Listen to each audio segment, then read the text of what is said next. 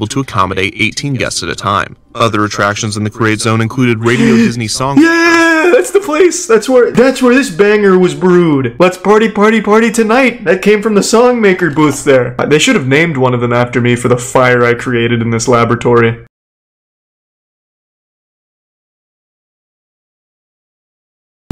On September 28, 1995, the video game developer Sega announced plans for a new ambitious project. Their goal was to create location-based themed entertainment centers, a hybrid of amusement parks and arcades, and place them throughout the United States. The concept was simple enough. Instead of putting arcades into malls, they wanted to put malls into arcades. In order to do this, they would create state-of-the-art games and definitely up for it. And insert them into complexes complete with small shops and food courts. Sega had tested the idea in Japan in the mid-80s and reactions had been positive. The industry seemed promising in the United States as well. They had so many cool games. Dave & Buster's finding success with a similar There's a game where it was Buzz Lightyear, you get in a car and you shoot bowling balls at other cars. But it couldn't hurt to partner. I mean, they weren't bowling balls, but they were as heavy as fucking bowling balls. They would find a partner in a familiar shot by a fucking tank shell that starts with a D. That's right, DreamWorks. Sega and DreamWorks announced their partnership to create a chain of indoor amusement centers named GameWorks, with filmmaker Steven Spielberg providing significant creative input. GameWorks would grow over the next 2 decades, opening over 30 locations both in the United States and around the world. The chain sounds a lot like another venture attempted by an even larger creative force. The Walt Disney Company and its subsidiary, Disney Regional Entertainment, would develop an indoor entertainment center for families named Disney Quest that would debut in 1998. However, Disney Regional Entertainment was not even created until over a year after the GameWorks announcement. So did Disney copy the idea? It's certainly not the first time they did. Under the helm Disney. of CEO Michael Eisner. They'll steal shit, who gives a fuck? Why? Out of all of the entertainment concepts up in the 90s, why GameWorks? Most of the locations and attractions that Eisner imitated pose a direct threat to the amount of tourists that would be visiting Disney's parks. The birthplace of let's party, party, party tonight. Yes. The locations hadn't even been announced. So why expand into an Disney Quest? Take on a company that has more experience and resources in that field? That risk does not seem to make sense from a business perspective. But it makes perfect sense if you look at it from a completely different angle. Who founded GameWorks? Sega and DreamWorks. Who founded DreamWorks? No, obviously, stop fucking me singing. Christ, it was a phonetic alphabet. They had like some chain-smoking dude who could hit a few notes that would be like a stock sound you pick, and then you tell him what to say off of some sentences that you choose from. Obviously, it's not fucking me singing. I was 8 years old. Literally 8 years old. But there was something bigger going on here. Eisner was spiraling, and he was taking the Walt Disney Company down with him.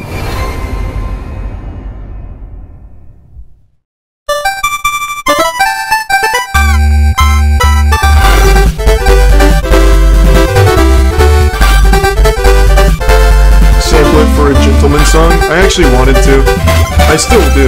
I wanted to turn it into a Doom-style song and come up with like a crazy, violent, hyper-hardcore, gory music video for it.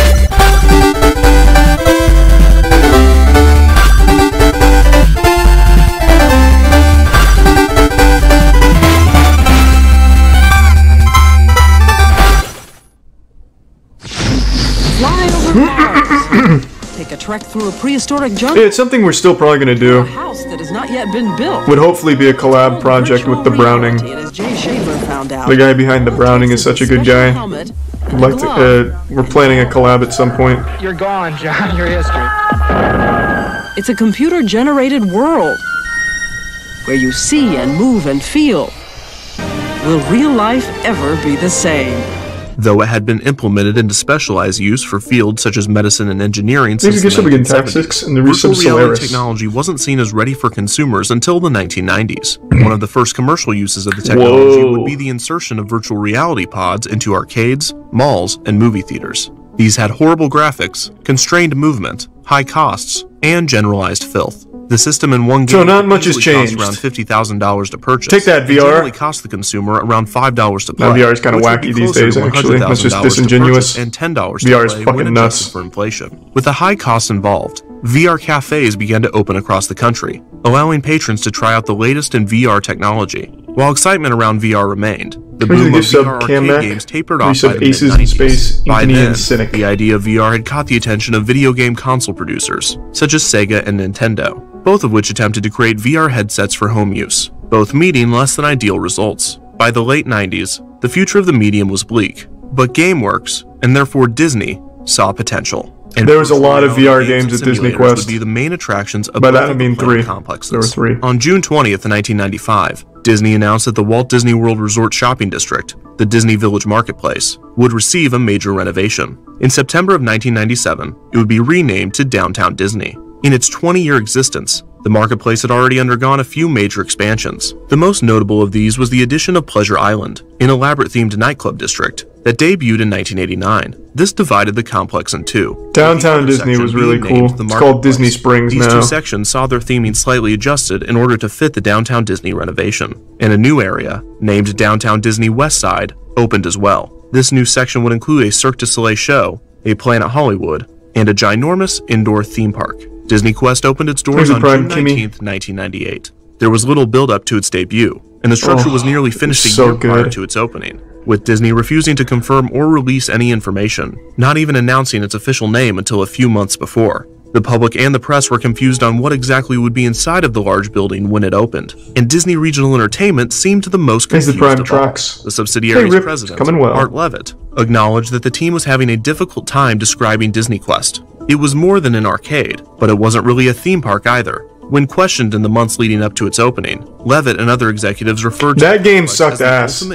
This game is dog shit. This was like the central focal point when you first enter Disney Quest. On the first floor you'd come in, this is the first thing you'd see. It's like this dog shit ass fucking pinball hockey hybrid game that is just completely rigged.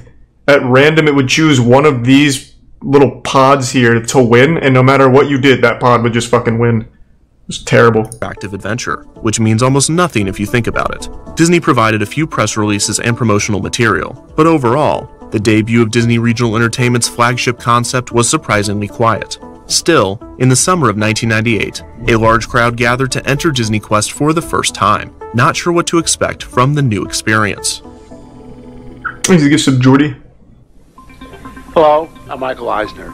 I'm here in the virtual reality studio where Disney Imagineers are creating a whole new world. Oh, yeah, they are.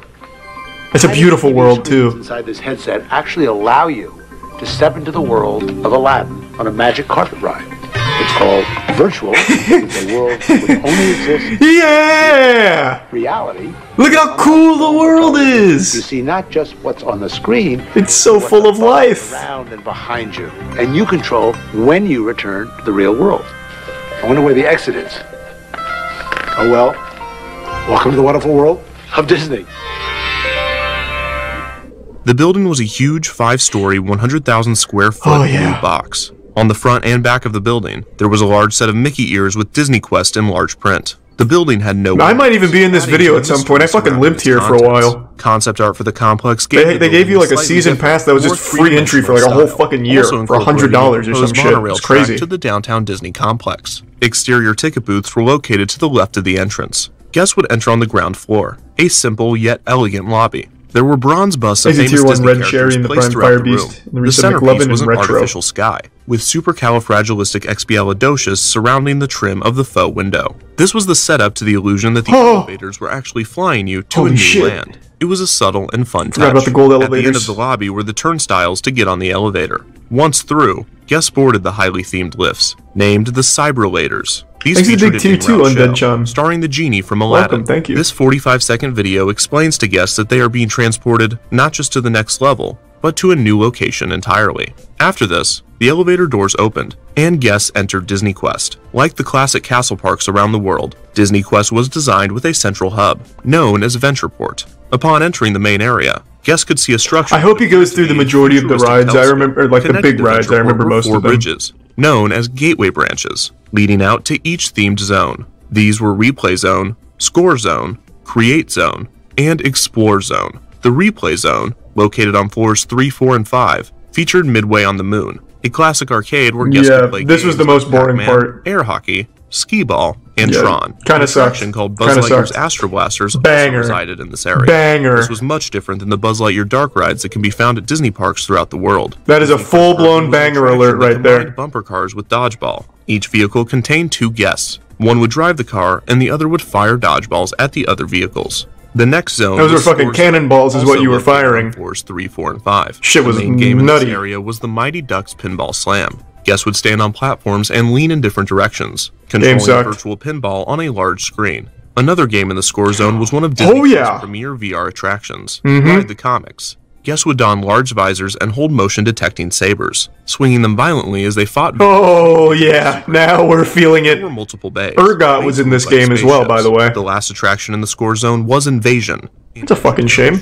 Alien Encounter, an extension to the Magic Kingdom attraction that had opened 3 years prior. Invasion continued the world building that extraterrestrial Alien Encounter began. In the game's story, a space outpost filled with American colonists is being invaded by alien monsters. In a moment of desperation, the President of the United States enlists the help of L.C. Kletch, the chairman of Excess Tech, played once again by Jeffrey Jones. Fuck yeah! Another good one. Describes his new military technology, the XS-5000, that requires a pilot and multiple gunmen to operate. After the pre-show, players would enter the XS-5000 and be teleported to the planet, operating 2 joysticks. The gunmen had the ability to shoot lasers or missiles, as well as capture colonists. The pilot would navigate the ship around and eventually back to the teleporter. It's so nostalgic, holy shit. The ship to jump to get out of tough situations. The immersive experience used 3D graphics and a variety of... There's also a pilot as well. During the 4-minute game, players would run into some familiar-looking monsters, with grotesque designs similar to those found in the Magic Kingdom attraction. The third themed zone was the Create Zone, located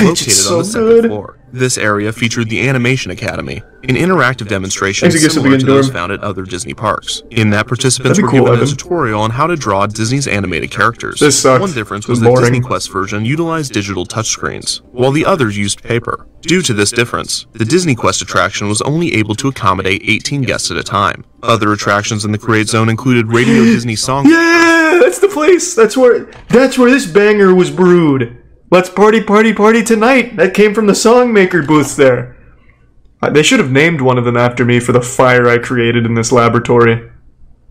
It's almost fucking insulting that my name isn't on one of these booths. Which allowed guests to create their own original song by mixing different styles, sounds, effects, lyrics, and more. Sid's Create-A-Toy, a Toy Story-inspired area that let guests combine different toy parts to create a new one, and magic mirrors, which allowed guests to take a picture of themselves and manipulate it into a cartoon. It was just literally Photoshop. The most popular Photoshop. attraction in the Create Zone was Cyberspace Mountain. Cyberspace Mountain was a simulator ride in which guests could design their own roller coaster. So good. It began with a tutorial presented by Bill Nye the Science Guy, fucking Bill, how to properly construct their coaster. Cyberspace Mountain allowed guests to ride their creations in a simulator car capable of tilting, turning, and even flipping them. Oh, it was so good. The version of this concept would later appear in Disney parks as the Son of All Thrills, a 2009 edition to Innoventions in Epcot. The last zone was the Explore Zone. But it was kind of Weenie Hut Jr., because if you made the ride too extreme, they wouldn't let you ride it. So if you did like 6 corkscrews back to back, they wouldn't let you ride it, because the G-forces would kill, like actually kill you. The Explore Zone had 3 large attractions that were technological marvels for their time. The first attraction was Aladdin's Magic Carpet Ride. This attraction was another VR game that required a headset. Guests would sit on a motorcycle-like seat, and after putting on the headset, would find themselves magically transported to Agrabah. I hope you like it, Chris. Carpet while attempting to release the genie, who was trapped in the Cave of Wonders. The second attraction, Hercules in the Underworld, was a 3D attraction that took guests on an adventure with the characters from the film. This one just wasn't good at all. Each with their own joystick, steered Pegasus and the heroes in an attempt to defeat Hades. The third immersive attraction was... This one was okay. This one was kind of cool. Guests would board an inflatable raft. You'd row and shit. On top of a large pad, yell at your mom for not putting her fucking back into it. Jungle Cruise at the Magic Kingdom before a virtual skipper sends guests to the age of the dinosaurs. The skipper accidentally drops the device that controls the time machine, and guests paddle down the river in an attempt to grab it. The pad below reacted to the player's paddles and the... They spray you with toilet water too. Yeah, you get hit with raw sewage to really get immersed. The Zone was Treasure of the Incas, which had guests drive toy trucks through a maze in order to win prizes. Kind of boring, wasn't great. Operated the vehicles on a screen, and a teammate that could see the top of the maze would yell directions at them. Disney Quest also had a few restaurants that guests could eat at. These counter they were good. Food Quest, the Wonderland. They only like sold French fries, and that was about it. Express, a smaller scale Cheesecake Factory concept exclusive to Disney Quest. Once guests had explored the entire complex, they would walk down a spiral staircase and exit through the first floor gift shop. Despite the lack of marketing, hard to find shit Disney like this Quest now, at Downtown Disney was a success, sucking tourists and shoppers through its shiny new gates. However, Disney Regional Entertainment was not surprised or impressed by the crowds it initially drew. After all, it was located within the Walt Disney World Resort, catering to a dedicated, if not captive, market. In fact, and Charlie, they marketed directly to Charles. Disney Quest Orlando as the chain's official debut. It was a mere test for the planned regional complexes, and the next Disney Quest to open would be given the fanfare one would expect from Disney. everybody. I'm Janet Davies. And I'm Jim Rose, and welcome to one of the most incredible places in Chicago this year.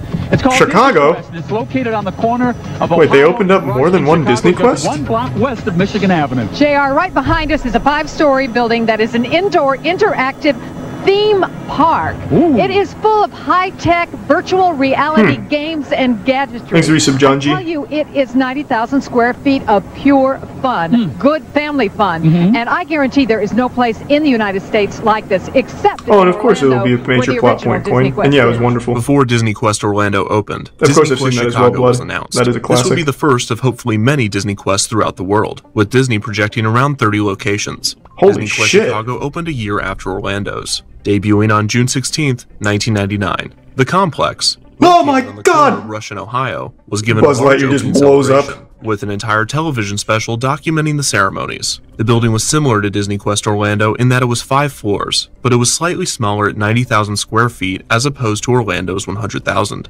Having Disney Quest in Chicago was an ambitious step for Disney, but it was also a decision that made perfect sense. Chicago was the third most populated American city, and it was also the birthplace of Walt Disney. It was far enough away from both Orlando Who and cares if Anaheim Walt to was deliver born Disney there? to an entirely new market. Who's gonna go? DreamWorks was His set kids? to open a location just outside of the city in the summer of 1999 as well, but that was probably just a coincidence. The main goal of Disney Quest Chicago was to become the Magic Kingdom There's of a Prime the Midwest. Lizard. Due to in the lack Bulba, of space the for the Resub Chicago Mariner. location, some of the features and games were forced to have fewer stations, but the main layout and attractions remained the same. While many locals were excited to have a Disney theme park come to their backyard, experts and journalists were more skeptical. Apart from the criticism of the complex's cheesy architecture not fitting in with the surrounding area, True, they weren't very sure out of whether place. Disney would see a return on the investment. Interest in both GameWorks and Disney Quest was dwindling fast. The ever-changing landscape of technology was diverting consumer focus to the internet and home consoles. And while the Thanks, public Resub was Flying eager Cat. to experience both indoor amusement center concepts, the chances of locals becoming regulars was falling. Where are the gamers at? This meant that Disney Quest Chicago would Let's have see to some rely more on gamers. tourists, which did not bode well for a large-scale regional expansion.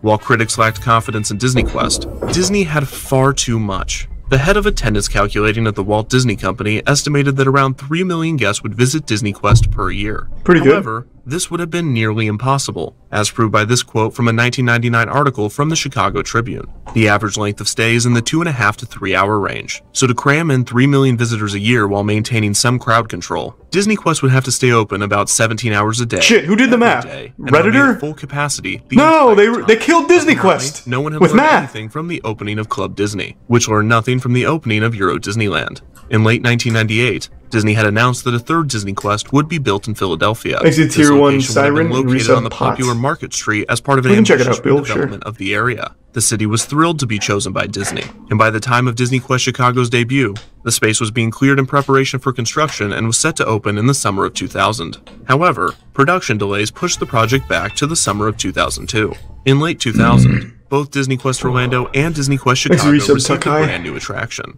Hercules in the Underworld was replaced by Pirates Yes. of the Caribbean Battle This for was a the much better version. which featured large screens surrounding a miniature pirate ship that guests would This one was cool. Each player would have a physical cannon that would fire digital cannonballs at enemy ships. A more advanced version of the game's technology would later be used in Toy Story. Oh, I don't know what to Midway tell you, Mania. Monkey, I'm sorry. Players would also encounter a serpent that looked very similar to the Lego model that opened at the Downtown Disney Lego store in 1997. Guests playing the game would have to defeat the Jolly Roger, which was not an easy task, and the majority of players would lose the game, with their boat sinking. Yeah, this game was hard as fuck. This was like the Dark Souls of dead VR games. Games were designed by Randy Posh, a virtual reality specialist and professor famous for his talk and book, The Last Lecture, which he produced before passing away in 2008. The new Pirates of the Caribbean game temporarily reinvigorated excitement in the Chicago Thanks to Resub location, Hank, which the had gifts of already waned Gandalf, in its 18 months of the Resub operation. Luca and Prime Hue. Unfortunately, it was too late. Disney Quest Chicago surprisingly did not live up to Disney's unrealistic expectations, and Disney announced that it would close the location on September 4th, 2001. What? The official reasoning was that the complex was simply not generating enough revenue for the company to justify It paying the lasted a year and a expensive rent half? of downtown Chicago. Also, the complex was diverting a massive amount of time and money that Disney and the Imagineers could be spending on more promising and more profitable projects. On top of this, reviews of the Chicago location had not been stellar. The lines were long, the price of admission, $16 for 2.5 hours of games, was too expensive for That's many, and the pretty complex did not good, to deliver be the Disney fair. magic that the theme parks could. The old Disney Quest magical Orlando Disney probably Quest? resorted I mean, well, shit. But Disney Quest Chicago, alone in the heart of a busy city, felt cold and corporate rather than warm and colorful. Along with the announcement that Disney Quest Chicago would be closed, Disney Regional Entertainment announced that Disney Quest Philadelphia would be scrapped. Disney essentially abandoned the prime real estate in the middle of construction, leaving only a large plot of dirt. Locals coined Classic it Disney. Hole, and to this day, it has not been developed further than a paved parking lot. This, along with the closure of Chicago, slightly tarnished Disney's reputation in both in the prime regions, spastic. despite the cancellation of all future plans for Disney B-Man. Quest. Hope the bad times Disney behind Quest you soon, Orlando man. remained open, receiving little attention from the company and little to no updates. Apart from the closure of the Cave of Wonders slide and the addition of Pirates of the Caribbean Battle for Buccaneer Gold, the Treasure of the Incas interactive maze game would be closed after a few years of operation. Cell phone frequencies caused interference with the remote-controlled trucks, and on one occasion, one of the vehicles burst into flames. That's which fucking is terrifying awesome. Considering that this occurred in a building that had no windows and a main transportation system of a magic elevator. The space was eventually It is a very filled with magic Blitz elevator, Jumbo though. They would arcade get you games. out. The Magic Mirrors attraction closed in 2005 and was replaced with additional seating. And perhaps the most disappointing removal was the Cheesecake Factory Express around 2008. In 2011, the Cyberlator's screens were turned off, and they became just regular elevators. Yeah. A few years after this, to help promote the film Wreck-It Ralph, a large structure of the title character as well as multiple Fix-It Felix games were added to the complex.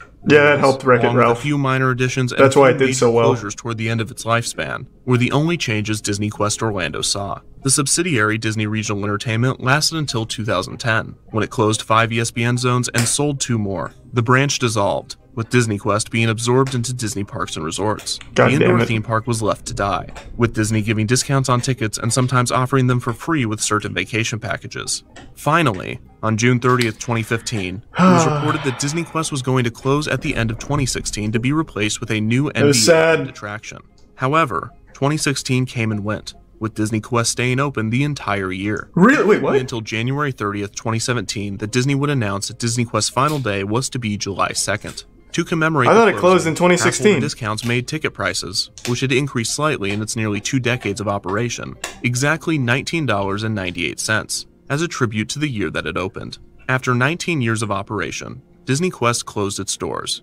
The building sat abandoned for 1 month, until demolition began in August. Oh. Construction has begun on the NBA Experience, Ugh. which is set to open in the summer of 2019. And it sucks. It's Closure of trash. Disney Quest Orlando, Garbage. along with the recent closure of Anaheim's ESPN zone, brought an end to the Thanks, Reese and ventures of Disney Tristan. Regional Entertainment, with every location of all 3 chains now defunct. But what about Michael Eisner? That's an interesting He seemed idea, to be Peter. largely absent from the development and debut of Disney Quest, unlike other projects, such as Euro Disneyland and Disney's America, where he was on the front lines promoting and explaining the new parks. He did endorse Disney Quest in newspapers and a few television interviews, but it seemed to be Those less are of a typically more priority for sad, him, G. and certainly not one of his passion projects. When the initial concept was pitched to him in the mid-90s, he told the Imagineers to, quote, "kill the project. Why should we go forward with it? So what if we can make money?" The exact reasoning for the strong reaction and what eventually changed his mind is hard to say.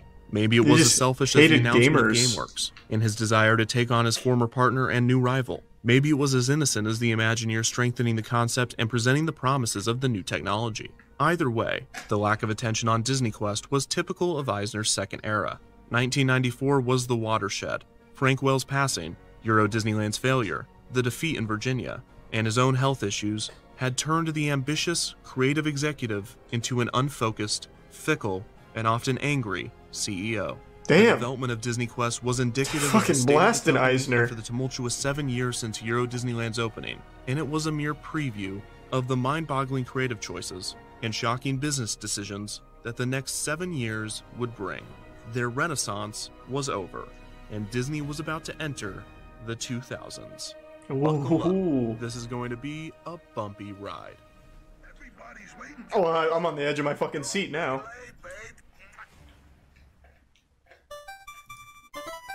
I don't care what anyone says, Disney Quest? Fucking paradise. That place was incredible. Except if you went there as an adult in like 2015, because that shit was just sad. It was 1996, and the Walt Disney Company was in a very peculiar place. Walt Disney Studios was riding high, as they were in the middle of the Disney Renaissance. A return to form had yielded a plethora of box office success, while the rest of the company appeared to be in a state of disarray. Jeffrey Katzenberg, president of Walt Disney Studios, was forced to resign by CEO Michael Eisner in 1994. This was because Katzenberg had demanded that Eisner appoint him to president after the death of Frank Wells had left the position vacant. Many prominent Disney shareholders and board members did not want Katzenberg as the president of the company, and Eisner, who saw Katzenberg as hungry for power and acclaim, did not feel comfortable promoting him. After he left, Katzenberg would form rival animation studio DreamWorks SKG and would sue Disney for promised royalties that he had never received. The lawsuit would be settled a year later in 1997. With reports saying that Disney paid Katzenberg almost $270 million. In 1995, the farming simulator Eisner had appointed I forgot about that. the founder of the world-renowned creative arts agency, to the position of president. For a variety of reasons, this did not work out. Eisner would dismiss him from the company just over a year later in 1996. Ovitz would walk away with a severance package of nearly $140 million.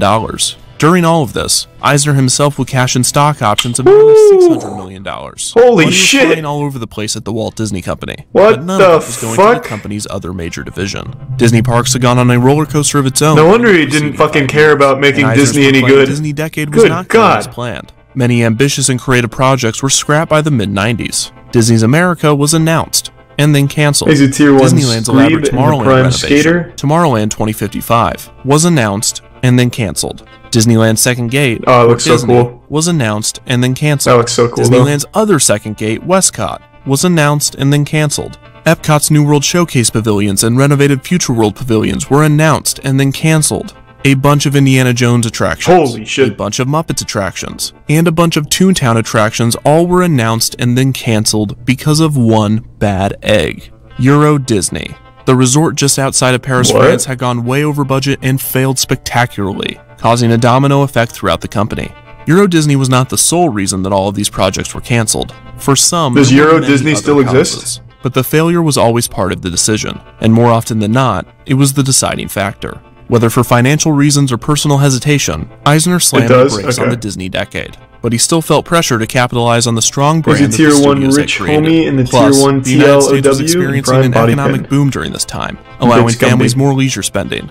All signs were pointing Eisner to an expansion of the parks. But Euro Disney, Disney's America, and the other failures were still on his mind. This led him to what seemed to be a brilliant compromise. In 1996, Eisner created a new subsidiary of the Walt Disney Company named Disney Regional Entertainment. Which failed. This division would plan and execute Disney entertainment venues throughout the United States. Just learned about that failed. With this, the company would be able to profit off of its successful properties in an interactive setting similar to the company's parks in Anaheim and Orlando. However, what Eisner was planning was no Disneyland. He had something much cheaper in mind, and something much more 90s.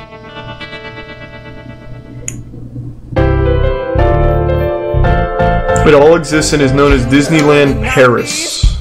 Okay, that's interesting. Disney was making money as every company should. Little Mermaid, Aladdin. Oh, that was a crazy intro. So big, they wanted to take them east. They tried to expand, but Euro Disneyland. Damn! This is on fire. Like Full House. Out of money, they were out of luck, but Eisner had an idea to pick the company back up to the malls. Is it Tier 1 Moldy? Cancel all your plans, it's Defunctland. Cashing all your stock as quick as you can. Fascinating Horror is a channel. Oh, okay. Making the bit sucks. Defunctland is filmed in front of a live studio audience. Was that Killer Bean? In the 1990s, the Wild West of themed Jeff Lu to voice that one? Apart from the recent developments of the theme park industry, local entertainment was booming throughout the United States. Shopping centers that had existed for decades were being transformed into miniature amusement parks, with niche stores and small attractions taking over. Themed restaurant chains were sprouting up all over the country, with the usual suspects being Rainforest Cafe, the Hard Rock Cafe, and Planet Hollywood. Oh, Planet Hollywood was so good. New developments might have been the rise in indoor children's play places. These were a mix of tubes, slides, ball pits, nets, stairs with steps. Stupid kids having fun on a boring course. Socks with holes in them, vomit, disinfectant, Those net bridges that your feet would get stuck in? A kind of terrifying helicopter thing where the mean kids would jump up and down and it would shake a lot. The open slides with only like one hill, which was just a waste. I mean, I climbed all the way up there. I'm gonna take the tube slide. And rug burns. So many rug burns. McDonald's opened its first indoor play place of this kind in 1987. This allowed parents to dine while their children played, and the concept was met with glowing reviews. McDonald's would continue to add play places to their restaurants, and others would quickly take note and expand upon the idea. Running swing here? I don't think so!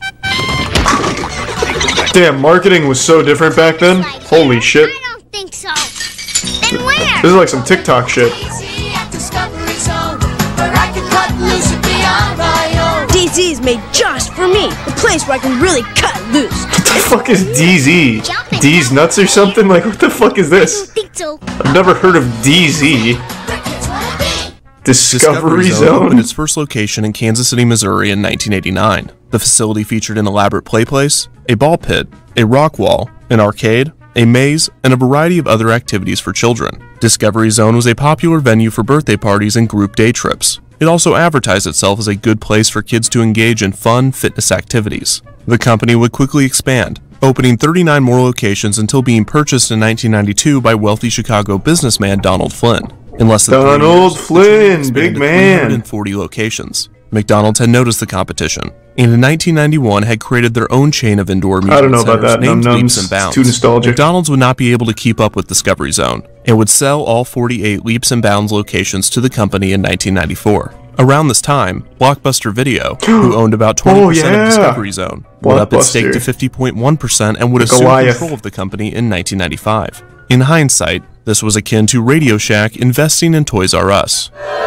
The rapid expansion of Discovery Zone would prove unsustainable, and the company wouldn't make it to the 21st century. They filed for Chapter 11 bankruptcy protection in 1996, and would do the same in 1999, this time ceasing operations. Over 100 locations closed immediately. This brought a flood of horror stories of children showing up to the center for their birthday party, only to be greeted by a note on the door informing them of the closure. Some of the franchised locations remained open, and 13 fun centers, along with the Discovery Zone name and logo, were purchased by the company's main competitor, a powerful rat named Charles Entertainment Cheese. That son of a bitch. America, say Chuck E. Cheese. Wow. America, say Chuck E. Cheese. That is horrifying.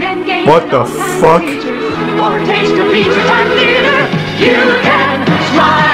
I cannot believe this place was successful. This is like actual horror movie shit.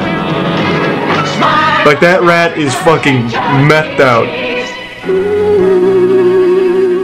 Started by Atari founder Nolan Bushnell, Chuck E. Cheese's opened its first location in San Jose, California in 1977. Bushnell had always had a respect for the Walt Disney Company and their theme parks, and he wanted to create an elaborate entertainment experience of his own. He would combine video games, animatronics, and pizza into a restaurant called Chuck E. Cheese's Pizza Time Theater. Bushnell would expand this restaurant into a chain, and by 1984, the company had over 250 locations. Unfortunately, this same year, Pizza Time Theater would declare bankruptcy due to debts acquired through expansion, the declining interest in arcades, and in some cases, multiple restaurants that were located too close to each other, virtually splitting the potential profit of an area. The remaining locations would be quickly bought by rival chain Showbiz Pizza Place, which was started by a Chuck E. Cheese franchisee in 1980. Showbiz Pizza did not rebrand any of the Chuck E. Cheese restaurants, and the two chains would eventually be merged in 1990, with Showbiz Pizza Time Incorporated choosing to go all in on the Chuck E. Cheese brand, abandoning Showbiz Pizza's animatronic band,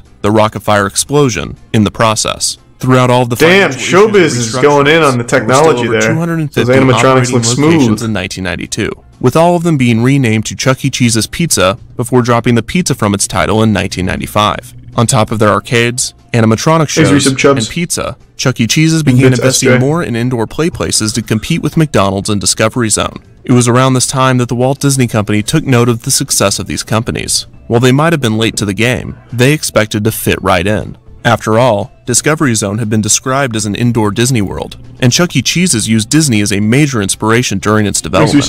If Disney utilized the same concept, implementing their attention to detail and intellectual properties, they could dominate the new market. And dominate they did.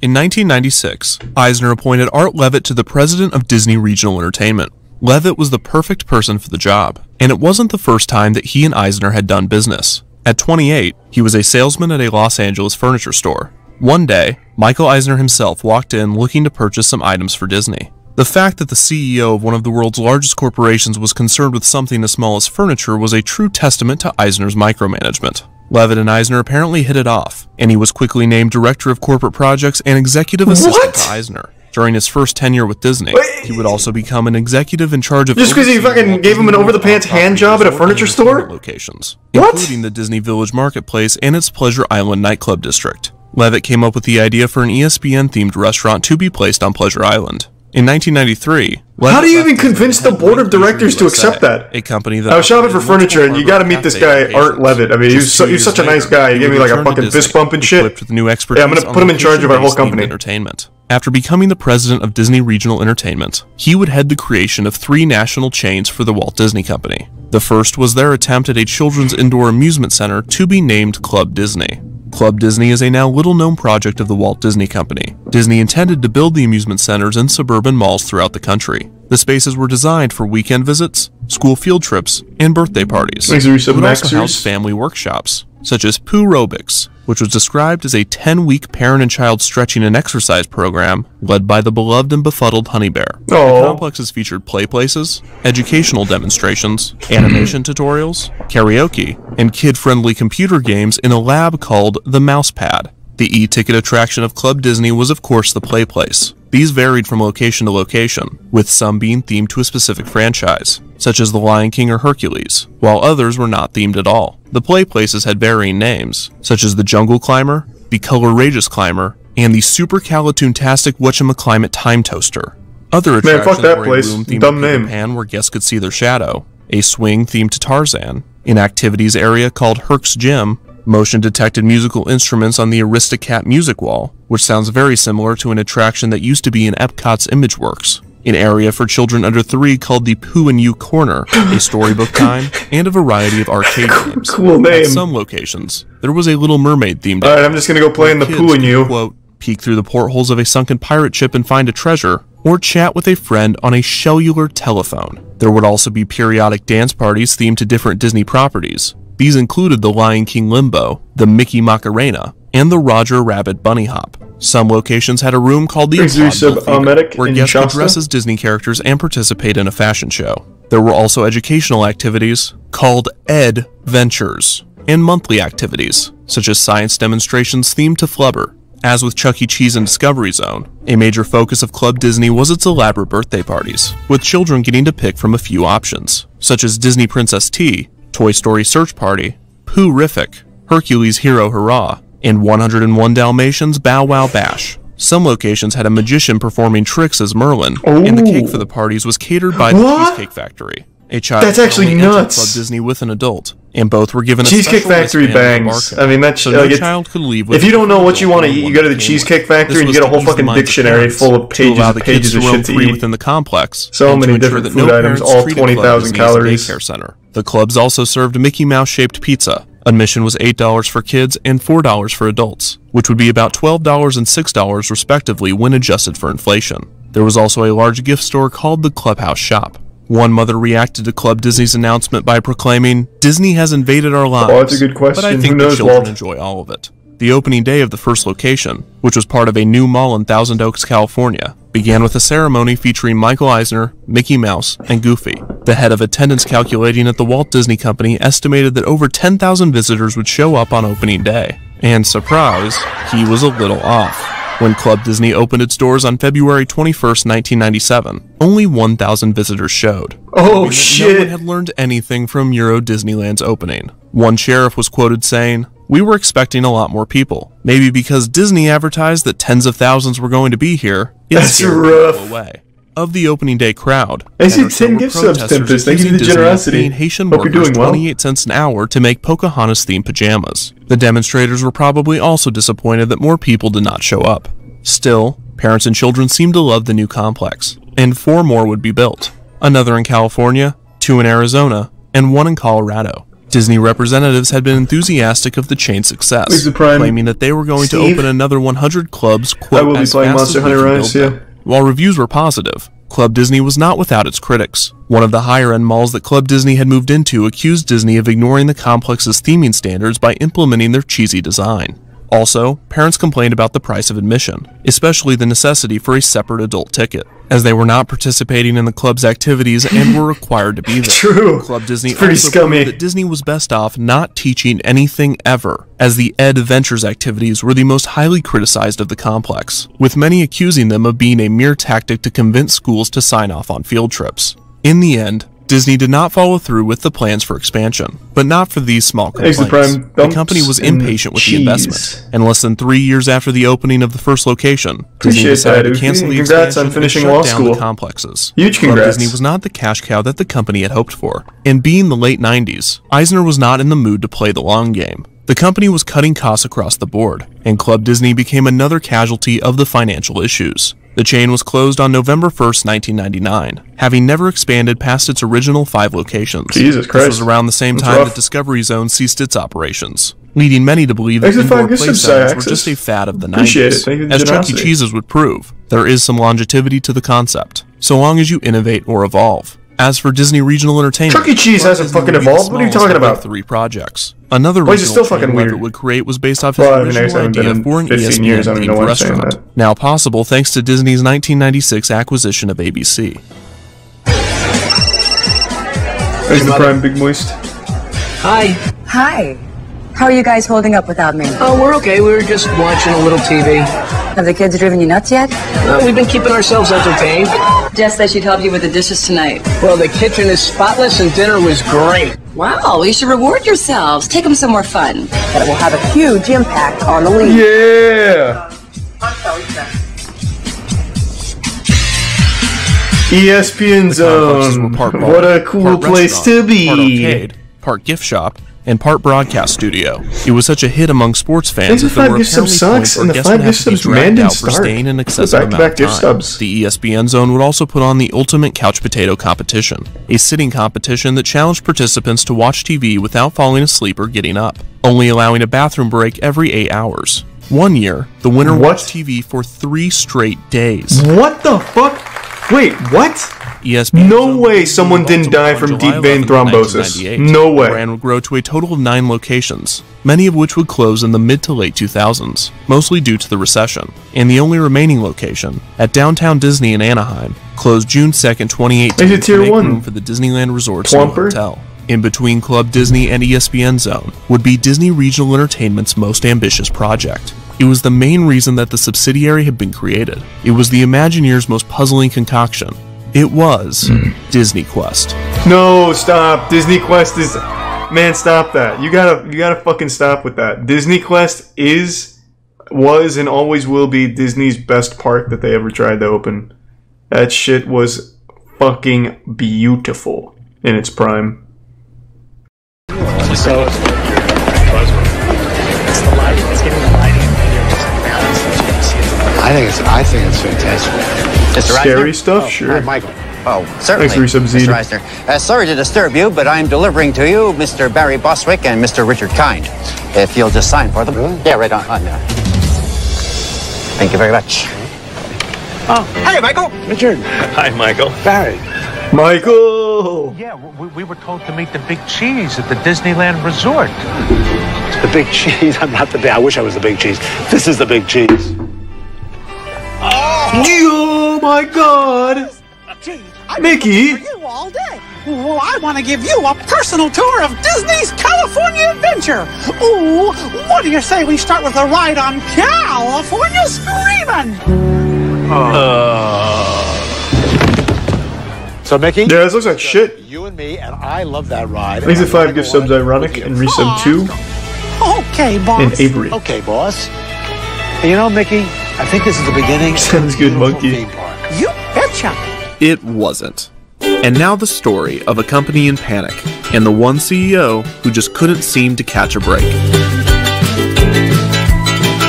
So was Michael Eisner like the worst CEO of Disney ever? Like, this guy seems to fucking suck. He can't get anything right.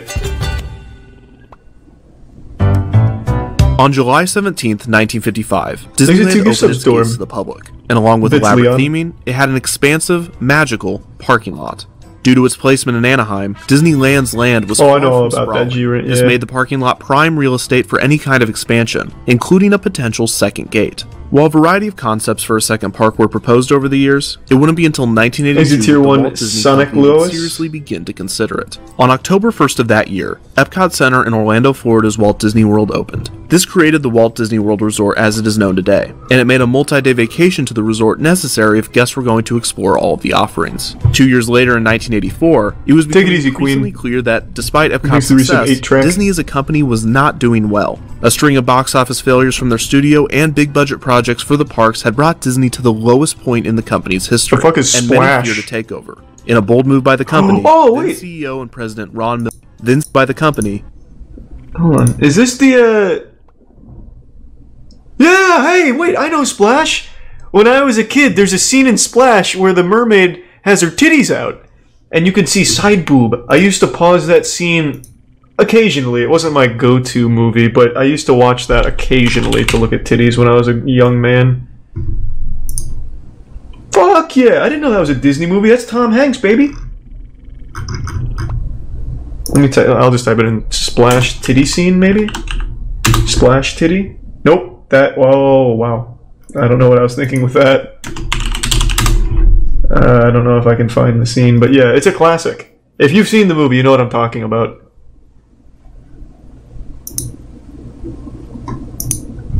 Takeover. Had no idea that was Disney. By the company, then CEO and President Ron Miller was ousted, and Michael Eisner was brought in as the company's new Tier 1. Eisner had big plans. Mia's Lost in the Tier 1 Optimus which Spike. turn the company's failing studios around, Nick, maybe make the not, existing Disney parks Baby more and appealing to older audiences, expand internationally I don't know what that with is, the addition of a European park, and finally make Anaheim a multi-day resort with the addition of a second gate. In 1987, the Walt Disney Company acquired the Rather Corporation. Thanks for the resub, Greg. Decades earlier, in the mid-1950s, Walt Disney had asked oil tycoon and television producer Jack Rather to build the Disneyland Hotel, since Disney lacked the funds, having spent most of his money constructing Disneyland. Since then, and up until Disney's acquisition in 1987, the Rather Corporation had owned the Disneyland Hotel and property near the theme park. The obvious next step after obtaining the necessary assets was to finally build a second theme park in the Disneyland Resort, and it might have been that simple had Eisner not gotten distracted. Apart from the Disneyland Hotel, the Rather Corporation also owned the RMS Queen Mary, a retired ocean liner that was permanently docked in Long Beach, California. After Disney acquired the Rather Corporation, Eisner became interested in transforming the Queen Mary and surrounding land into a new resort called Port Disney. Port Disney was to feature hotels, a cruise ship dock, and an all-new ocean-themed amusement park called Disney Sea. Eisner pitted the cities of Anaheim and Long Beach against one another, trying to decide whether to build Disney Sea as a Disneyland resort or build it in Long Beach within Port. Imagine if he actually made that. In 1990, and Anaheim and Long Beach both worked with Disney that looks nuts. A new theme park to their city. However, the citizens of both cities were not. This man was straight building Atlantis. The issues the residential neighborhoods of Anaheim already faced due to the existing park. This, along with a variety of other legal, logistical, and budgetary issues, caused Eisner to announce in late 1991 that plans for Port Disney and Disney Sea had been scrapped in favor of an alternative idea that the Imagineers due to the popularity of Florida's Epcot, Eisner and the Imagineers believed that a West Coast version of the park was the best idea for Disneyland's second gate. The park would have been almost identical to Epcot, with a few notable changes, such as a larger spaceship Earth, improved future world attractions, and a much different world showcase, including a steel dragon coaster in the Asia Pavilion and a boat cruise around the entire world. Westcott was for some reason raid notifications aren't going through. I really appreciate the raid. I'm sorry, man. 1 year later, Euro Disneyland I didn't would know. open, which for a variety of raid reasons notifications haven't gone off the last week or so. Horribly. The budget for the parks division was cut dramatically, and as ideas for Westcott grew, it became clear that the company could not afford such an expansion. But Eisner did not give up on the Disneyland Resort, and despite the issues, went forward with his plans for a second park. Eisner had a simple technique that he often used when he decided on new projects. What will lose us the most money quickest? Whenever Eisner saw another company doing something successfully, he decided that Disney would do the same thing. Moreover, he would take the idea and do basically the same thing in basically the same place. For instance, after seeing the success of the amusement park zoo hybrid Busch Gardens Tampa in the early 90s, he greenlit Disney's Animal Kingdom. The park was just over an hour from Busch Gardens, After seeing the success of the Church Street Station nightclubs in Orlando, Florida, Eisner greenlit his own nightclubs in So this guy was just plagiarized. Pleasure Island was and still couldn't do it right. Station. So when Westcott was cancelled and Disney returned to the fucking drawing board, Eisner, it wouldn't be long until Eisner was presented with a new idea. Since the Disneyland Resort at the time provided his whole career was just copying homework many badly. Of the guests would go explore the other tourist offerings of California after their trip. Disneyland president Paul Pressler recognized this and pitched an idea to Eisner. If Disney could provide all the sights and attractions of the state of California within the Disneyland Resort, then guests would have no reason to leave and spend their money elsewhere. This concept would develop into the plans for California Adventure, a California-themed theme park to be located in the already California-themed California. Concept art for the park was released in Who cares about California that much? Canceled. If you want to experience California, just go outside in California. From soaring above Yosemite Valley to the glitz and glamour of Hollywood movie making. The original concept art from the park had a sense of serenity, and it seemed to be designed as an intimate, romantic tribute to California.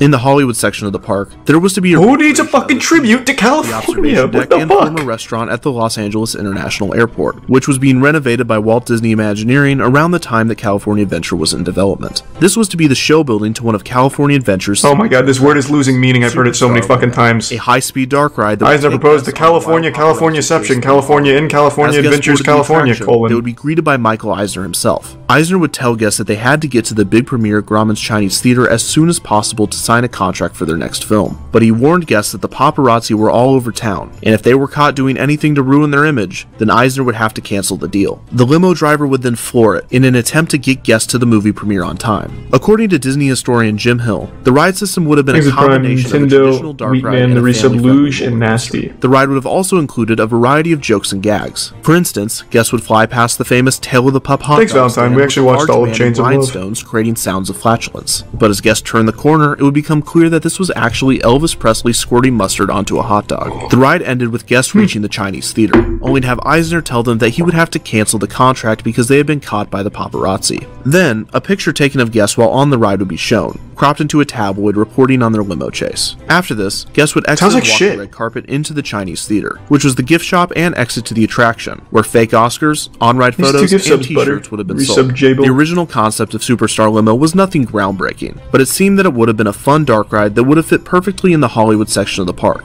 However, the mid-90s version of the attraction would not be the one that guests experienced when the park opened, and this time, it wasn't Eisner's fault. I can't even believe that. Eisner paid him to say that. In August of this was Eisner's fault. In Paris, France, Diana, Princess of Wales, was killed in a limo accident. Her driver was supposedly fleeing from paparazzi when he lost control of the wheel. The tragedy captured the attention of the entire world, who grieved the death of the princess and the other passengers. As for Eisner and his team, they now had a big problem. Superstar Limo could no longer be a high-speed paparazzi chase. Yeah. It would now seem that it was some sort of twisted reference to the tragedy. The Imagineers scrambled. Eisner got fucked on that one. Cloning a Disney MGM attraction to the Anaheim Park. Top contenders were the Great Movie Ride, the Twilight Zone Tower of Terror, or Rock and Roller Coaster, which at the time was still in development. Of these, the Tower of Terror was probably considered to be the top contender, as Eisner was heavily pushing for the idea of a ride-hotel hybrid. On top of most everyone besides him thinking that this was a bad idea that logistically would be problematic, if not impossible, it was also clear that the budget for California Adventure would not allow for this, or any of the other potential attractions, which meant that the Hollywood section of the park would not have a ride on opening day. Or would it? Forced, whether by situation or executives, to write a treatment for an acceptable version of Superstar Limo. Superstar Limo! Imagineers had a few solutions. 1. Remove most of the references to paparazzi. 2. Remove any high-speed element by having the limos inch forward through the show building. And 3. Add more setting-specific jokes and gags. Okay. The idea wasn't good, and the Imagineers considered Superstar Limo to be dead. Unfortunately, if their job was to please the boss, they had done it a little too well. Eisner, who had been in the entertainment industry for decades, adored the inside jokes and Hollywood gags. Jesus Christ, Eisner. He greenlit the new, terrible version of the attraction. Imagineering, most likely baffled at what they now had to do, did their best to make the attraction work. This included scrapping the Chinese Theater gift shop, and adding the theater as a show scene in the ride in order to fill time. After budgets were slashed even more, the theme building exterior was scrapped in favor of a cartoonish cutout look. This art style was also used within the ride itself. The only three-dimensional animated figures would be that of celebrities, but due to the lack of hey! Who was that, Jared Fogle? Who the fuck just popped out there? The Disney company already had contracts with. Also, these were not animatronics, but barely animated figures with minimal, unconvincing movement. At some point, who's that? That's Regis? Was going to be bad. So he made a few quick changes to save face. First, he removed a reference to DreamWorks animation that read Tier 1 Voorhees and the resub which referenced the ongoing feud between former president of Walt Disney Studios, Jeffrey Katzenberg, who now worked for DreamWorks, and Eisner. Also, Eisner asked Imagineering to remove him from the ride, and the on-ride footage was replaced with a sleazy Hollywood agent barking orders at guests, proving that Superstar Limo foreshadowed more than one catastrophe. The retooled ride opened with California Adventure on February 8th, 2001. So was it as bad as they thought it would be? Yes. Yes, it was. I want to see it. Let's fucking ride it, baby. Get me on there with a GoPro. Let's go. Around Hollywood Boulevard, there's lots of fun. Thanks to the Prime Red Man and resub Win. All geared to bring out the Hollywood in everyone. And if you've ever wanted to be a star, then you have to ride Superstar Limo. The cartoon cutout exterior of Superstar Limo features a variety of landmarks from Los Angeles, such as Union Station, City Hall, and the Beverly Hills Hotel. One section features the world's shortest... Is Charlie even human? Nah, I'm a level above human. The railway, I'm a gamer. which was constructed in 1901, had recently reopened, but an accident resulted in the death of a passenger on February 1st, 2001. What do you mean 5 out of 10? Exactly 1 week before California Adventure and Superstar Gotta change Limo that scale. However, the prominent reference on the queue's exterior would not be removed. Another interesting feature was the flower bed that was decorated to look like a pool. After making their way into the queue, guests would find themselves in the baggage claim area in the LAX airport. The inside jokes to California and the entertainment industry would begin with a female announcer giving instructions to arriving passengers. Try not to fall asleep on the ride. That's the only rule. No schmoozing. Oh, hey, that was the only rule. Fuck yeah, good guess. A genius. An entertainment news report featuring a horrifying puppet version Thanks of to the Prime legend Cream. Rivers. Rivers would describe Hollywood's next biggest star, who was set to arrive at LAX that day. The star turns out to be the guests entering the ride. In this queue area, there were more cartoon cutouts that helped foreshadow what a terrible experience guests were about to have. One example of this was a baggage carousel with packaged Oscars. After guests winded their way through the queue, they would approach the ground transportation section of the airport and board their limo, a sparkly, purple, cartoonish limo. Hey, that looks pretty cool if you ask me. Cars and tells them to enjoy their premiere. As a solid whip. Sent on their way into their this is fucking drifting around corners. An announcer tells them to keep their hands, feet, and egos in the limo at all times. Ha! The limo enters a dark tunnel. Hey, don't be mean to the ride. What the fuck? It's not their fault. They didn't want to do it. Despite being a creepy, gross puppet, this turned out to be the most realistic part of the ride. Now don't be late, babe. The first showroom is Beverly Hills, and Regis Philbin pops out of the door, fanning himself with money. Next up, Melanie Griffith with Antonio Banderas, and Chase. Then immediately following, Cindy Crawford. And this is just the beginning. The next show scene is the Sunset Strip. Here, guests get to see Tim Allen and Jackie Chan. Tim Allen! And Jackie Chan, yeah! The third show scene is Bel Air, where guests can see Drew Carey with a handful of star maps. Guests also run into sponsors trying to get them to sign advertising deals. A third tunnel features another reminder from their agent before the Malibu show scene. Here, guests encounter Cher, standing in the corner of the scene as if she doesn't want to be there. The limo then enters the studio lots. This looks awesome! Paparazzi, screenwriters, and production assistants, all represented through cheap cutouts. After this, guests arrive for their premiere, where none other than Whoopi Goldberg greets them. Guests are shown an on-ride photo of themselves before entering the final tunnel, where their agent tells them that they are a superstar. And that was Superstar Limo. And Hookins. I don't know why he called it the worst attraction ever. That shit looked fucking awesome. We go over to Superstar Limo. Yeah. You know why? Why? Well, because I'm on it. Excellent. That's right, because we're here at California Adventures, right next to Disneyland. Exactly, located right next to Disneyland. I've always wanted to see Tim Allen. The picture of me at Superstar Limo looks exactly like me. You just can't believe it. Really? It's like a photograph. All right. Oh, here we go. Here we go. Now, this is not a scary fast ride, right? No. This is just like a... You don't get it. You can't just experience it with a video. You have to be in there and feel the hydraulics and the adrenaline of like being in the car as it slowly drives through. It's not the same with just a video. This is a real easy ride to go on. Yeah? Okay. JCC in sync. Woo! Let's fucking get it. Wow. There's Regis Philbin. That's my see? Introduced by vivacious Melanie Griffith and dashing Antonio Banderas. Wow. And there's... Yeah, I just need to smell Tim Allen coming up. Yeah. Cindy Crawford. That's why you gotta be on the ride. Hey, there's Tim Allen. Hold your sides, everyone. It's Funny Man Tim Allen. Come to Bel Air. Look at that. How about a map to your house, Drew Carey? Isn't that Robert Zemeckis? Pool party. Hold your breath now. Whoa! Look at how much fun Drew's having. Even more beautiful. Pretend you're sleeping for the picture. Pretend you're sleeping. Why, the always entertaining Cher. Movie. Wow. Wow, this is one hell of a ride. Hollywood favorite, Whoopi Goldberg. Yeah, we're having fun. There might be no better way to illustrate the reaction the public had to the ride than the on-ride photos. It is no surprise that the ride was received negatively, with guests complaining Can't that they imagine waited why. a half hour to ride the cheap pop-up book. Superstar Limo was not the only issue. California Adventure as a whole was berated by the general public and critics alike. But overall, the lines were so short at times out here. I thought it was closed.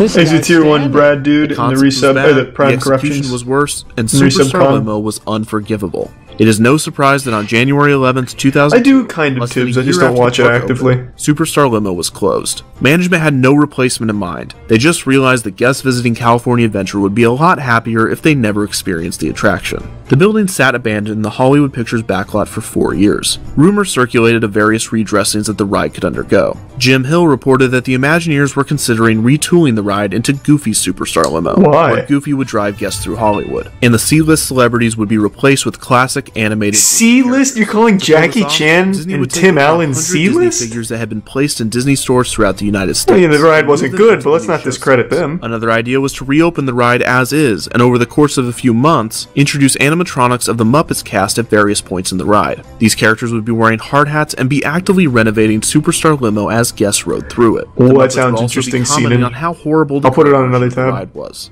The finished product after the transformation would be Miss Piggy's Superstar Limo. Of course, neither of these ideas happened, and the building continued to sit abandoned. It wouldn't be until after Eisner stepped down from CEO in 2005 that the Superstar Limo space would receive a new attraction. As the first step in what would become a $1.5 billion expansion and renovation to California Adventure, the new management team constructed the Pixar-themed dark ride, Monsters Inc. Mike and Sully to the Rescue. The simple dark ride would take guests throughout the events of the first Monsters Inc. film, and it was set to open on January 23rd. Looks like shit. Boo. Where's Tim Allen? Oh wait, Tim Allen actually does voice in this, doesn't he?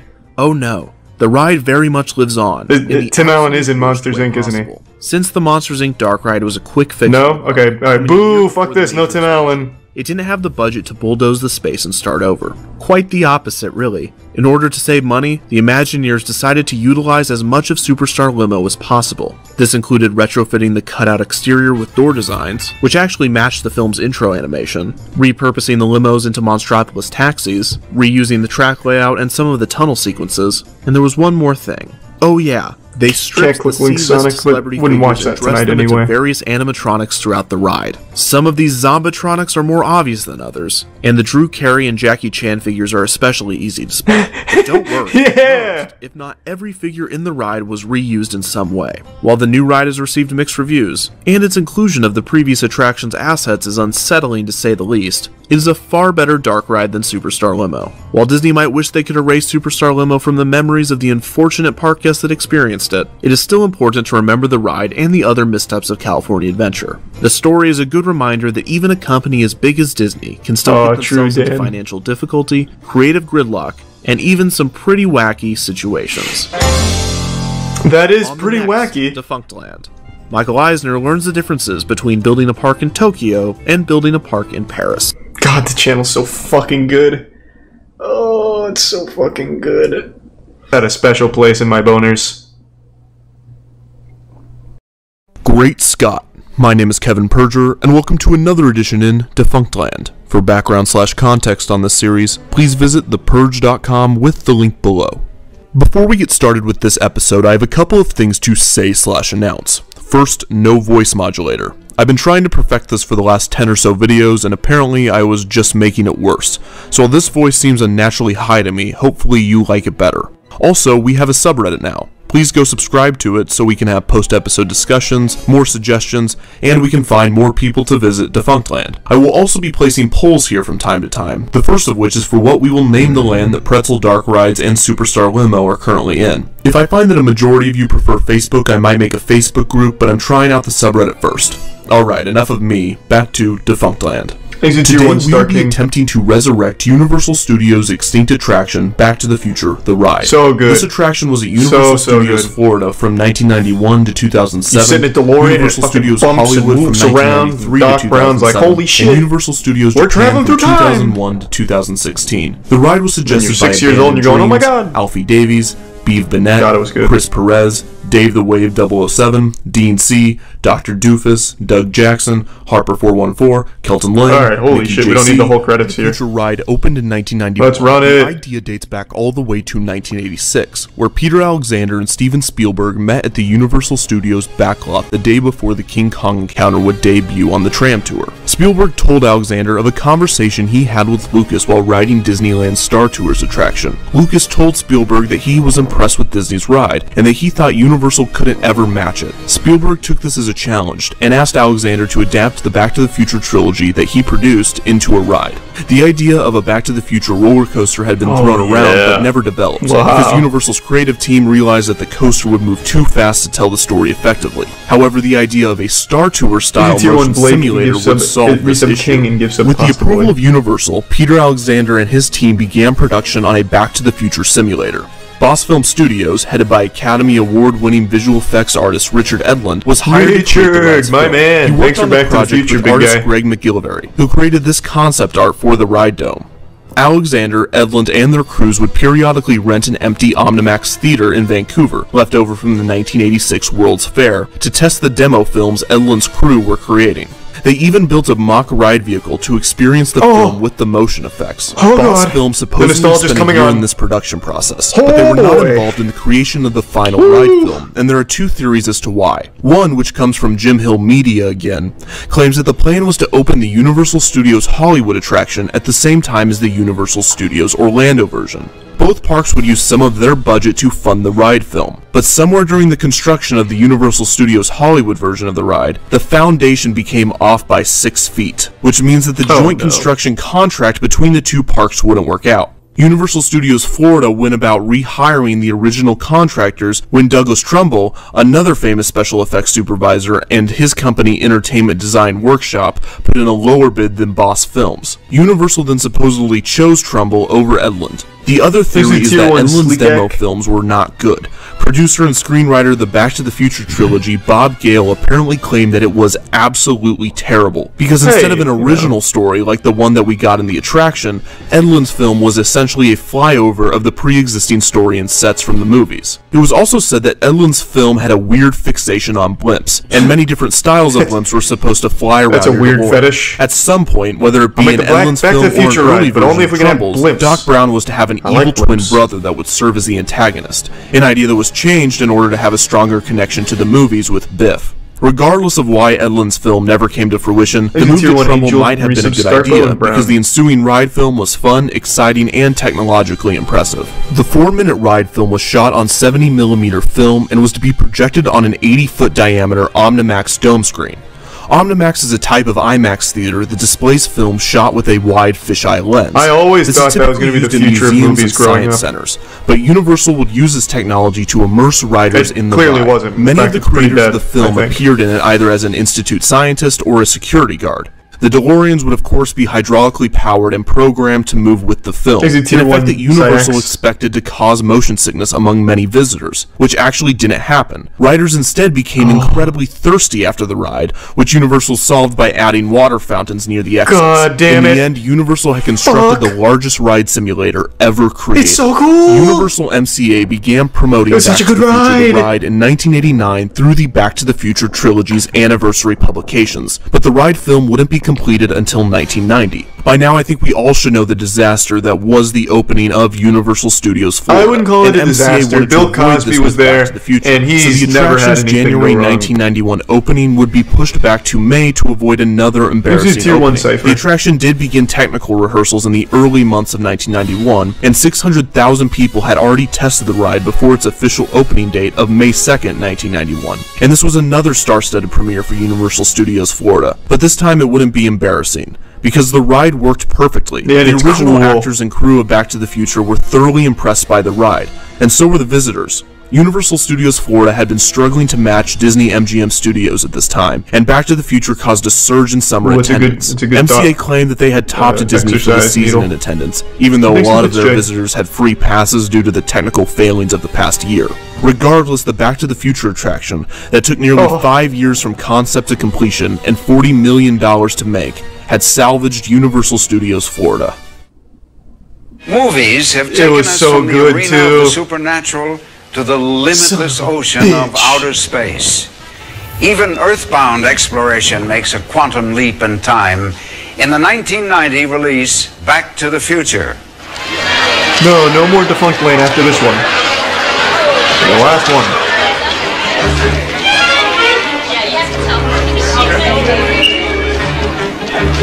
Hello, anybody home? Huh?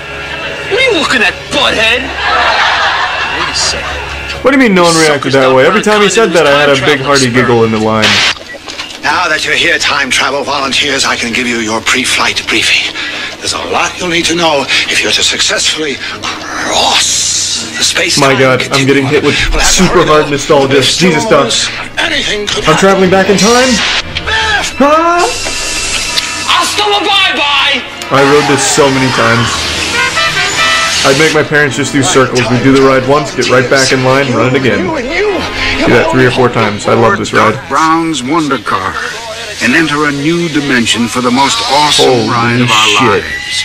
The Back to the Future ride was the most staffed ride at Universal Studios, requiring 35 employees to guide guests to the cars, buckle them up, and ensure the ride went smoothly. However, the ride was very simple to start, and took just the push of a button. Guests wait outside the Institute of Future Technology, watching video of the Back to the Future trilogy, as well as the new footage of Doc Brown with other scientists and his other inventions. Once inside the Institute, it is explained to them that they would be volunteers in one of Doc Brown's time travel experiments. They were also informed that Biff, who had escaped from 1955 in Doc Brown's DeLorean, is somewhere in the space-time continuum. Doc shows images of his new 8-passenger convertible time machine, a way to explain the ride's cars. We watched pretty much all Biff appears unbeknownst to Doc, asking the guests where the time machine is.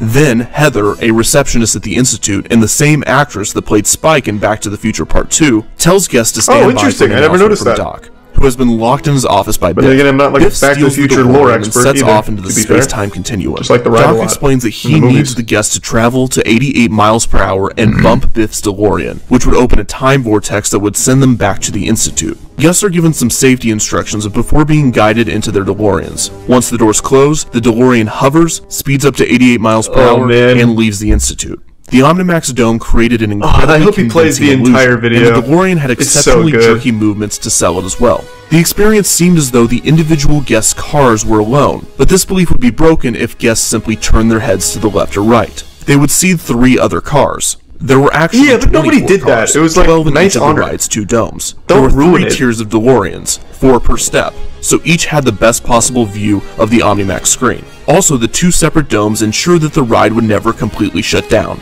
Doc and Biff frequently appear on the DeLorean screen as the 2 cars fly through time, visiting 2015 Hill Valley, and oh look, it's a styrofoam cup left on the model table. They then crash into the clock tower and visit the Ice Age, then the Cretaceous period, where they encounter a dinosaur and a lava fall. Biff loses control of his DeLorean and begs Doc to help him. The guests are able to successfully bump Biff, sending both back to the Institute, where Biff is taken by security. Doc thanks the guests and reminds them that the future is what they make it. The guests leave the Institute as the song Back in Time is played.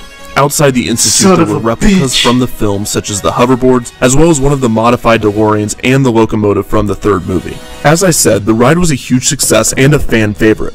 After problems with the construction of the Hollywood version were revised, the California attraction opened in 1993. 8 years later, a Japanese version of the ride opened at Universal Studios Japan. So why did it close? Well, theoretically, the lifespan of the ride was always limited, as they did travel to the future of 2015.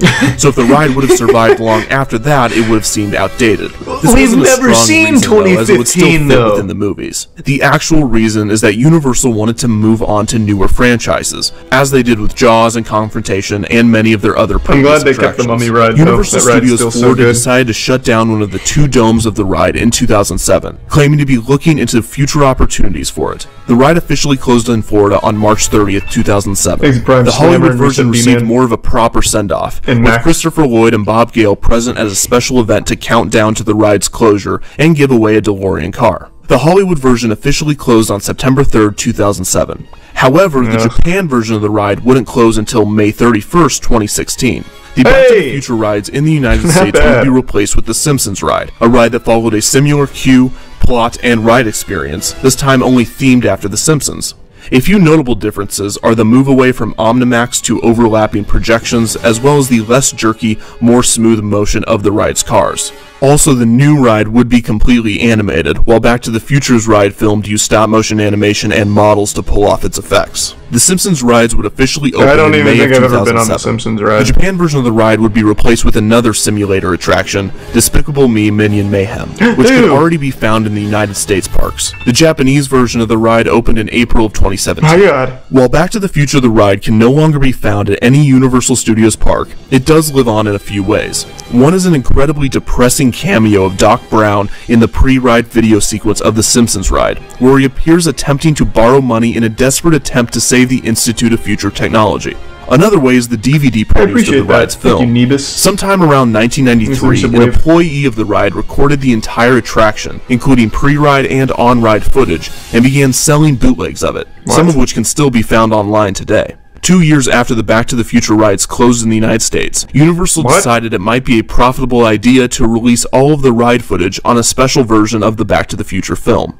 The released film is unfortunately pretty terrible, because it is cut down or cropped quite a bit from the IMAX version, has lost frames and has flickers, and includes a horrible, inaccurate virtual dashboard of the DeLorean. That said, there are people on the internet attempting to recreate the original IMAX reel, and they are also doing some other interesting things that I'm going to talk about in a moment. What? So that is the history of Back to the Future ride. So we have like some serious Back to the Future fans out there. Question, which is Defunctland a real thing? They're just rebuilding the entire ride from scratch. But I want it to be. Sorry, I don't know Action Park. Open once again. At least I don't think. Anna Gilligan is there this morning. Hello, Anna. Those that did not want to ride could pay to use a stationary cannon from the outside. Maintenance employees attempting to fix broken down subject to fire from the rowdy guests, making the attraction a nightmare to work at. The other 2 land-based Motor World attractions were the Lola Cars and the Super Go-Karts. Both here comes kart race attractions. The Super Go-Karts were driven on a small loop. The carts themselves were designed to max out at 20 miles per hour, but the employees found that YouTube pranked by a governor device allowed the cart to go as fast as possible, with the new maximum speed being around 50 miles an hour. Head-on collisions frequently sent guests to the hospital, and the fumes from the engines overwhelmed riders at times. The Lolo cars were mini open cockpit race cars driven on a longer track, and they cost Speed Racer design pretty cool. Their maximum speed could also be tampered with by park employees. These were also used after hours by the workers, sometimes being taken off the track and driven on the nearby highway. There were 2 water rides in Motor World. The super speedboats were driven in a small circle around an island in a pond that also had a large population of snakes in it. The guests would often attempt to bump nearby boats, as if they were on Motor World's other water attraction, bumper boats. These were boats placed in a small pool, and were designed to withstand guests crashing into one another. These were known to leak gasoline, which once required a guest to be examined after too much fuel leaked on their skin. The boats were also incredibly small, and riders with long legs had to position their feet off the side of the boat. This place does look fucking awesome, though, to be fair. Bone fractures after collisions. Finally, Motor World had 2 airbase attractions. One was Space Shot, which was a typical drop tower ride and was one of the safest rides at the park, given it was only open for Action Park's last operating year. The second air ride was another upcharge attraction, Slingshot, which was also fairly safe. This ride was a common amusement park and carnival ride, in which guests were shot up on 2 bungee cords and flipped upside down as they flew through the air. There's no doubt that Motor World had its dangerous attractions, but this is just the beginning of what Action Park has in store. Another section of the park was... I mean, to be fair, that part of the park looks awesome. sometimes labeled the Alpine Center. Thanks, These included the aforementioned Alpine slides, as well as a bungee jump titled the Snapple Snap Up Whippersnapper Ride. Originally having 2 jump stations and then later 4, guests could jump off the tower for an additional fee. A skate park also had a short run at Action Park. It was poorly designed, as it was surrounded by concrete and had uneven edges, which led to many injuries during its existence. Interestingly, Action Park also had an attraction entitled the Action Park Gladiator Challenge, partially based off of the popular American Gladiators TV show. This included obstacle courses and jousting matches against the Action Park. This sounds like the best park of all time. Action Park had its own monorail called the Transmobile. This went to the Ski Lodge, the Alpine Center, and to Motorworld. What the fuck? So far, Action Park has proved to be dangerous, but where are the absolutely terrifying rides? Where are the rides that are so insane that their mere existence is unbelievable? Moreover, where are the water slides? Yeah, if they just got rid of Waterworld, everything else seems perfect. The action in Action Park. Waterworld had it all. It was home to the tidal wave pool, a 100 feet by 200 feet pool that could hold anywhere between 500 and 1,000 people. The pool's floor was slanted, and the further a guest went in it, the deeper it got. Waves went 20 minutes on, 10 There's minutes nothing off, more uncomfortable than like a communal pool like that. This was challenging for swimmers Piss of all and skill shit all levels, over the place as in the pool water. was hard to read, and the fresh water was more difficult to swim in than salt water. A dozen lifeguards were on duty at the pool, and they would have to save around 30 people on a busy day. The Tarzan swing was a heavily advertised attraction in which guests would swing on a 20-foot cable over a pool. This spring-fed pool was so cool that lifeguards would have to rescue guests that could not swim after the shock of the cold water. This was also a popular attraction for men to pull down their pants or women to pull up their tops for the line of people to swim. The appropriately named Aqua Scoot gave guests of course, with which they would slide down into that's what I want to do, show my dick to a bunch of kids at a water park. Yeehaw. They would skip across. If the guest was not in an ideal position, it would get caught under the water, sending the rider crashing forward. There were originally a pair of these slides, each 30 feet long, but a third slide was eventually added. The diving cliffs had 2 jumping bases, one 23 feet and the other 18 feet tall, with the pool below being 16 feet. This park is fucking nuts. It's like something I'd make in Roller Coaster Tycoon. Which resulted in collisions. I'll just have a 500-foot dive into shark-infested water. No one was at the bottom of the pool. The super speed water slides, also known as Geronimo Falls, were a pair of high-speed vertical water slides. One of them was steeper than the other, and both were dangerous. Near these was the safer Kamikaze, which was a more traditional tube slide. The kayak experience was pretty self-explanatory, and used underwater fans to simulate water rapids. And absolutely alligators. But that goes without saying at this point. A similar ride, the Roarin' Rapids, allowed guests to ride in a 1 or 2 person raft down a similar river. The Surf Hill had riders slide down a multi-laned, multi-hill slide on a mat. God damn, that seems nuts! Cross over to the adjacent lanes and cause collisions. And the 7th hill, nicknamed Backbreaker, had an additional hump that would send riders flying. Oh, that's the one, yeah! The Colorado River Ride was another ride. This time holy shit! And it went through the wooded area of the park.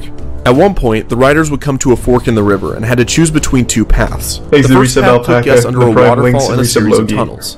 The second path included a waterfall and another fork, with one path being steeper than the other. The ride also included a foot-tall jump that would allow riders and their raft a short airtime. The Aerodrome was a skydiving simulator that caused injuries when guests would try to stop their falls with their arms. Waterworld also had a variety of other typical water slides and pools that were less notable, but there is one in particular that has yet to be mentioned. This is the attraction that made Action Park the most infamous, the Cannonball Loop.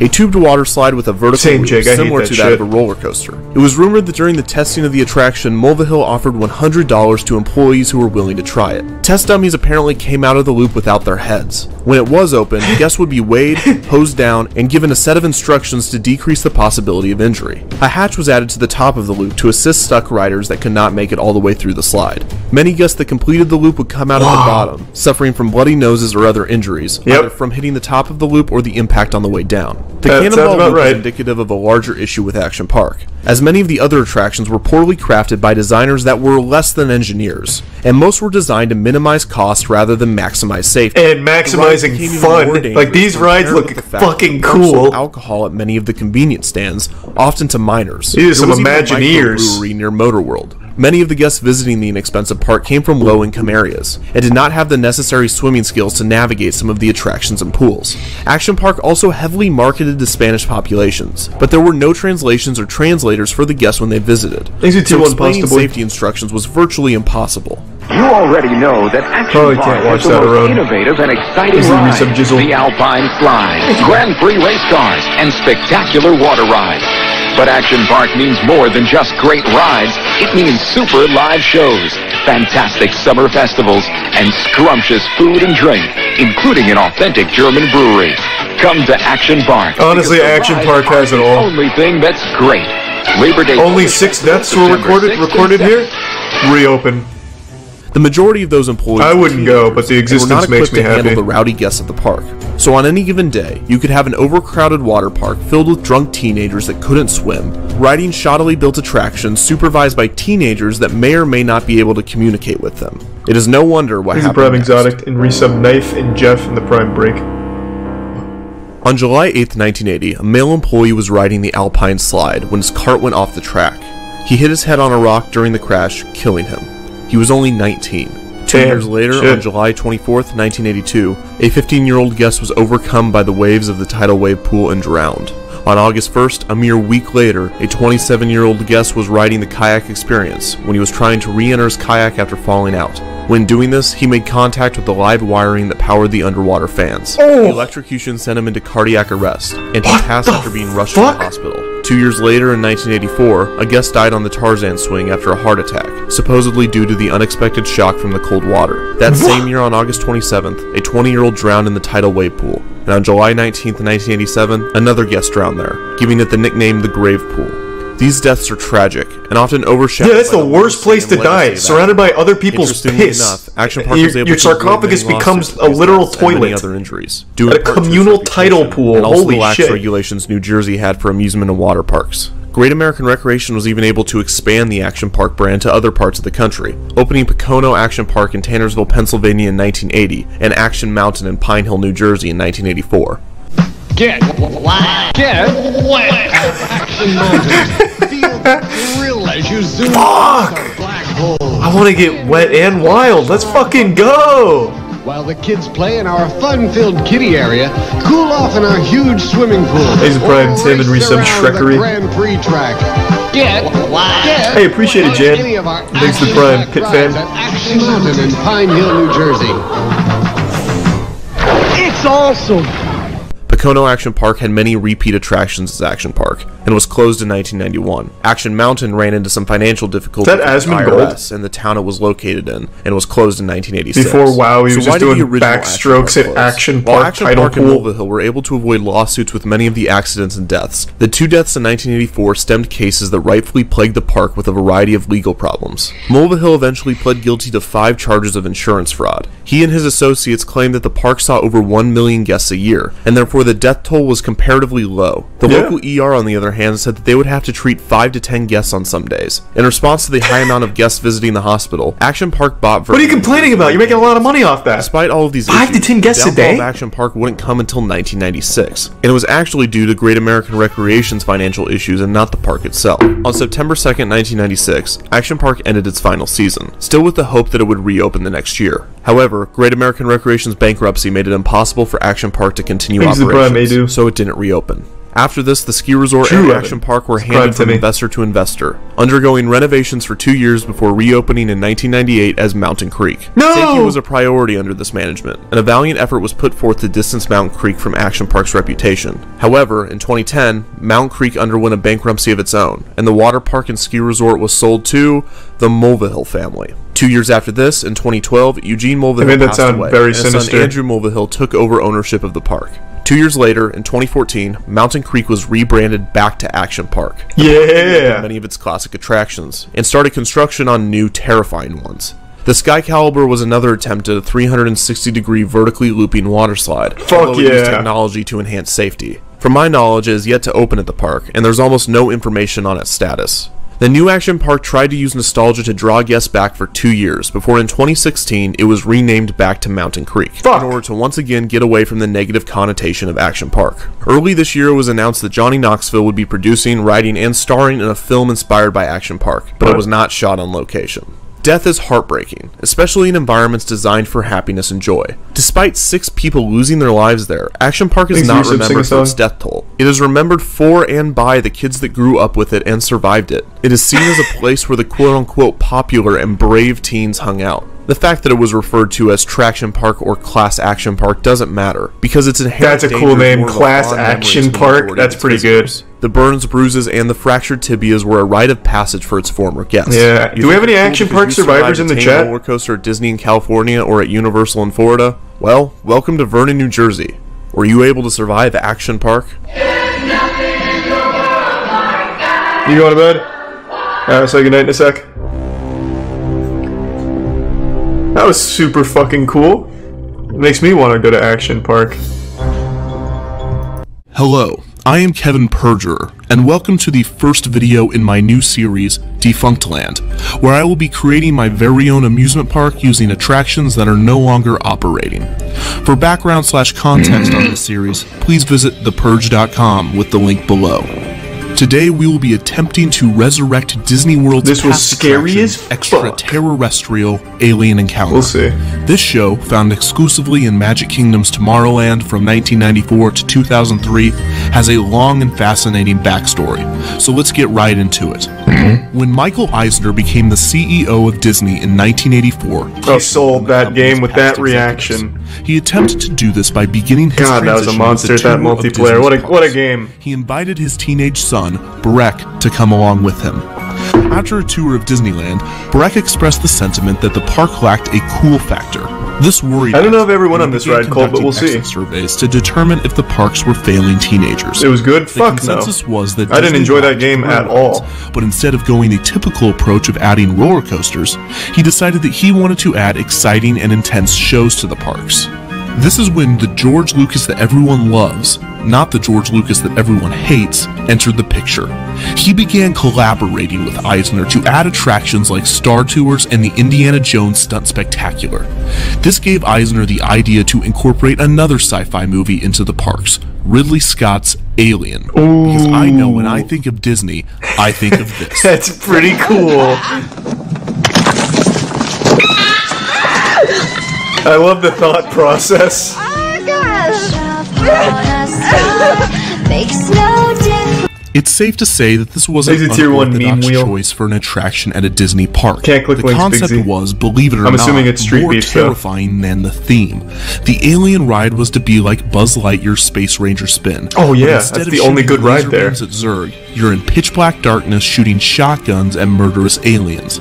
The head Imagineers were appalled by the idea, and they convinced Eisner that this would be a horrific addition to Tomorrowland. This angered him, but he decided to give up on the ride. However, a small group of young Imagineers weren't ready to let the idea go, and they found a solid excuse to pitch it again. An attraction called Mission to Mars was in dire need of retooling. Mission to Mars opened in 1975, I will not be eating pictures. Replacing the similar attraction, Flight to the Moon. Sounds Flight terrible. to the Moon, originally named Rocket to the Moon, was one of the original Disneyland attractions, and all three variations of the show were very basic. Guests would enter the theater, which had a circular design with screens on the floor and the ceiling, simulating a trip to outer space. People dumped loved ones' ashes on the Haunted Mansion ride? The new Imagineers hoped that they could replace Mission to Mars with a show starring Xenomorph, the alien from Alien. Eisner loved the idea, but the head Imagineers did not.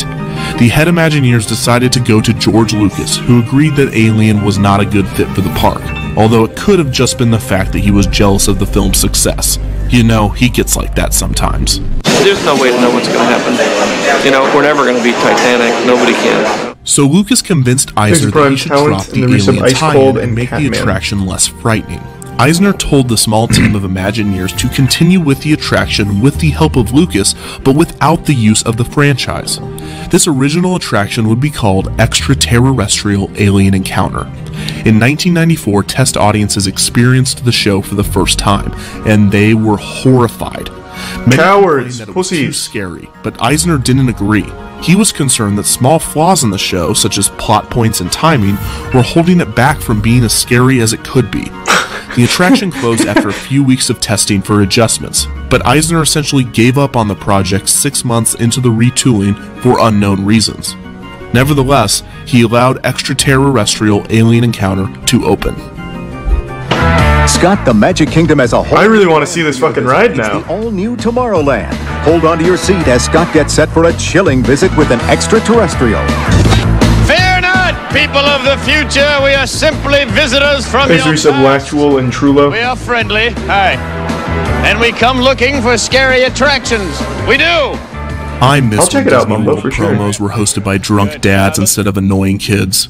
Hi, where are you from? London, England. All right, so you are an alien. Hey, Steven. Yes. Man, this guy is trashed.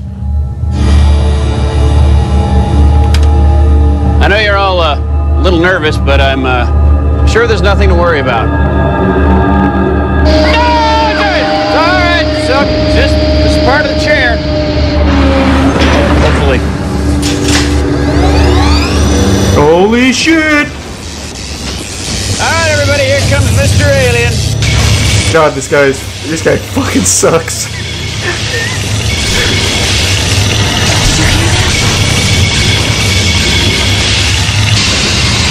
Oh God! Real glass? Actually, just blows real glass into the crowd. That'd be nuts. It's not good. I mean, it's it's great, but it's not good. There's something loose in here.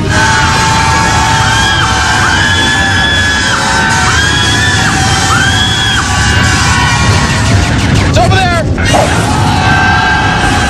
Sorry, it's over there.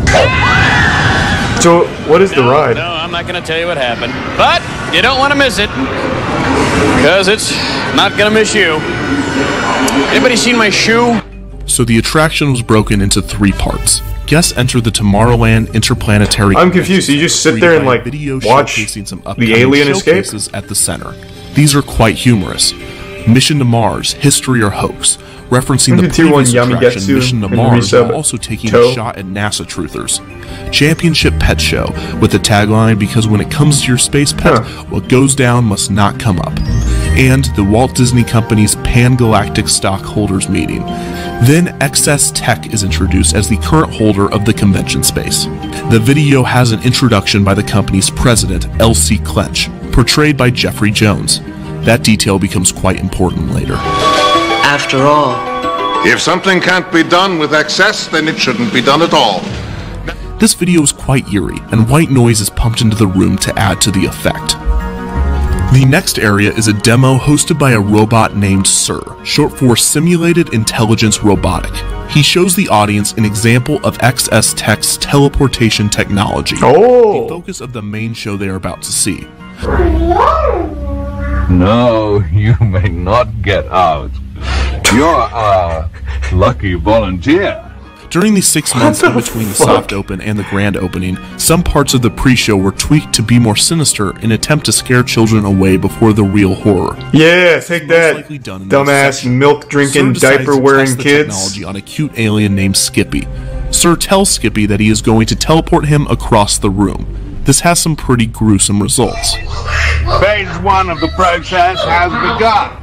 Disintegration into molecular components. And here's the little skipper now.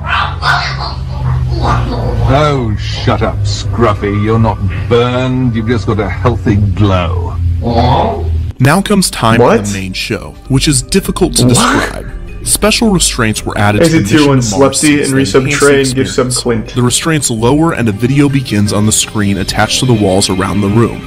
2 XS Tech employees begin to introduce the demonstration, but are interrupted by Clench, still voiced by Jeffrey Jones, still important later, who claims that he doesn't want to teleport someone in the audience, but instead himself.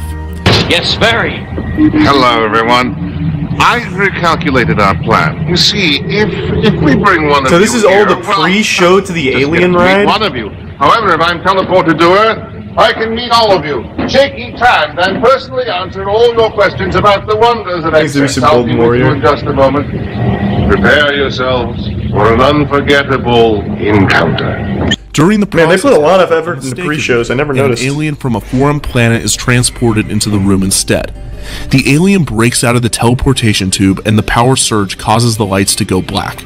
Certain special effects enhance the attraction's experience. For one, each chair is surrounded sound speakers that assist in visualizing the location. Yeah, I know it's Lilo and Stitch now.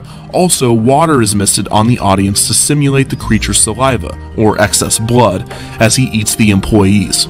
The final main show has some more changes that weren't in the original version. For instance, many audiences didn't realize that the alien had the ability to fly, so dialogue was added to make it more clear. It's been long. Since when I can't see a fucking thing. Wings? Wings? Also, Eisner noticed that the audience was screaming over integral plot details, so the ride's pace was changed and this line was added. People of Earth, quiet! Listen to me, please! Don't scream! If you remain perfectly quiet, it probably won't eat you. The experience. Eisner seems so personally offended that his plot isn't working that well. Shields barricaded in. The house lights come on and guests exit the area, and that was extraterrestrial alien encounter. So what is there now? Well, in 2004, it was replaced by Stitch's Great Escape, essentially a kid-friendly version of Alien Encounter. Instead of the alien licking you and eating people, Stitch burps in your face. Many fans of Alien Encounter. I must have went on the and it never became Alien Terrestrial at some point. In fact, in September 2016, it was announced that the attraction would become seasonal only, as opposed to daily as it had been for 12 years. So why was it closed? Well, no one really knows, but there are some good guesses out there. Most obviously, the experience was absolutely terrifying, and many guests complained that it was inappropriate for the Magic Kingdom.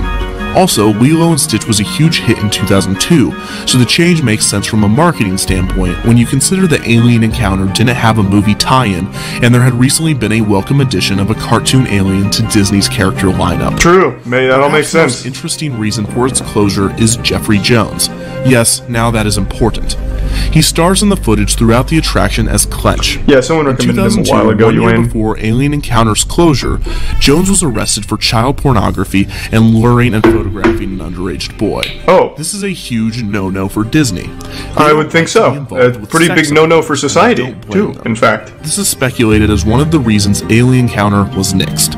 So that is the history of extraterrestrial Alien Encounter. Click on the link below if you're interested in learning where the remains of Alien Encounter are today. What a crazy conclusion. I'm going to get them back, and where I And this scary ride was closed because the actor in the pre-show was a pedophile. Just as you would have expected if you'd been paying attention. What a twist. Salutations, my name is Kevin Perjurer, and welcome to another edition in Defunctland.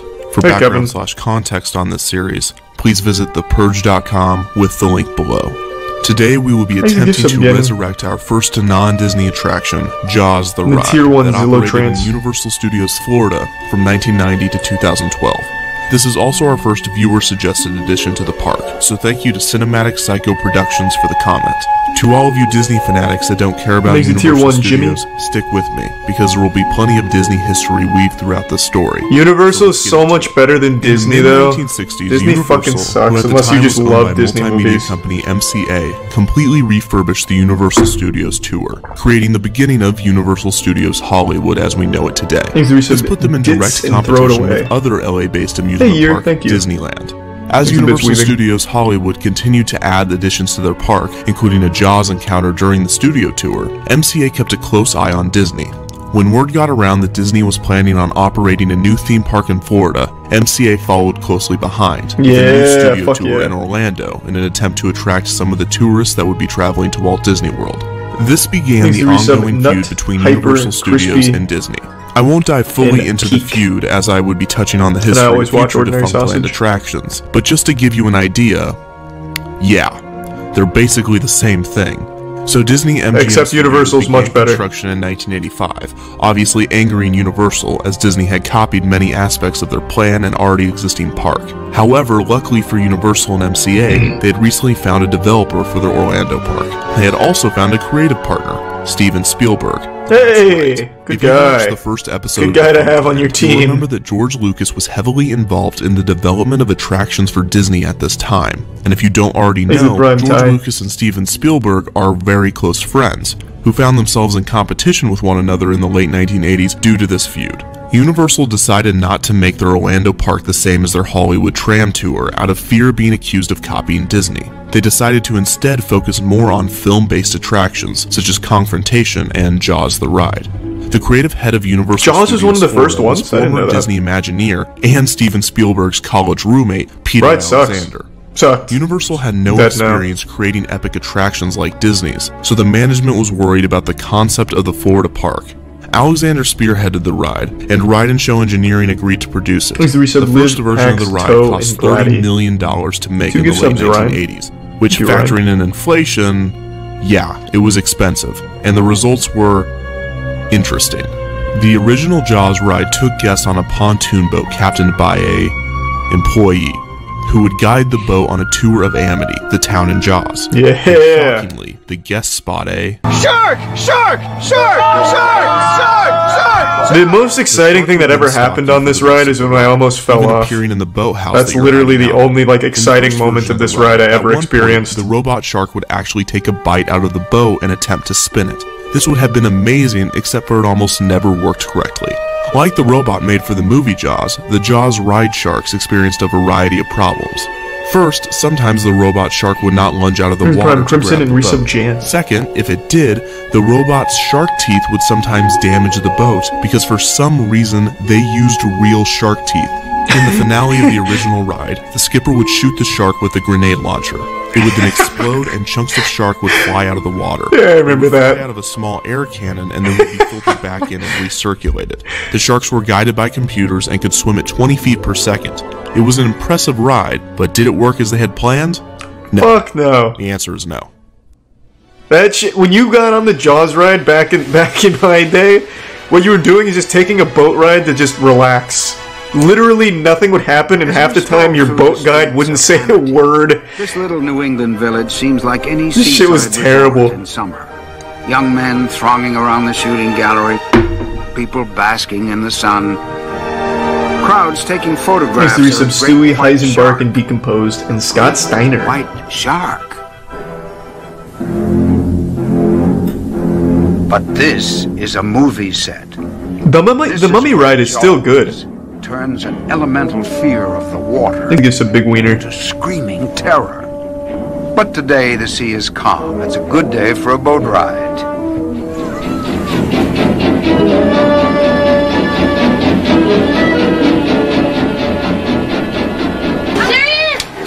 Jesus Christ!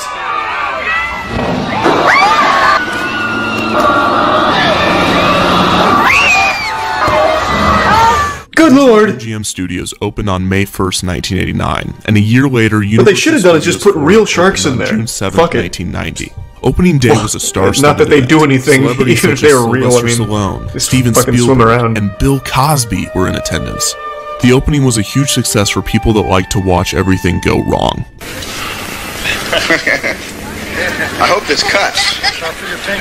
This is a lot thicker than what we rehearsed with. The power went out just hours before the opening, many of the attraction's automation systems weren't operating, and Jaws had to shut down due to a thunderstorm after a few hours of operation. Oh no. Steven Spielberg was rumored to be stuck on the ride during this time. The following few days of opening did not go much better. Jaws was still not operating correctly. Good. One skipper was quoted as saying, "Imagine explosions over there."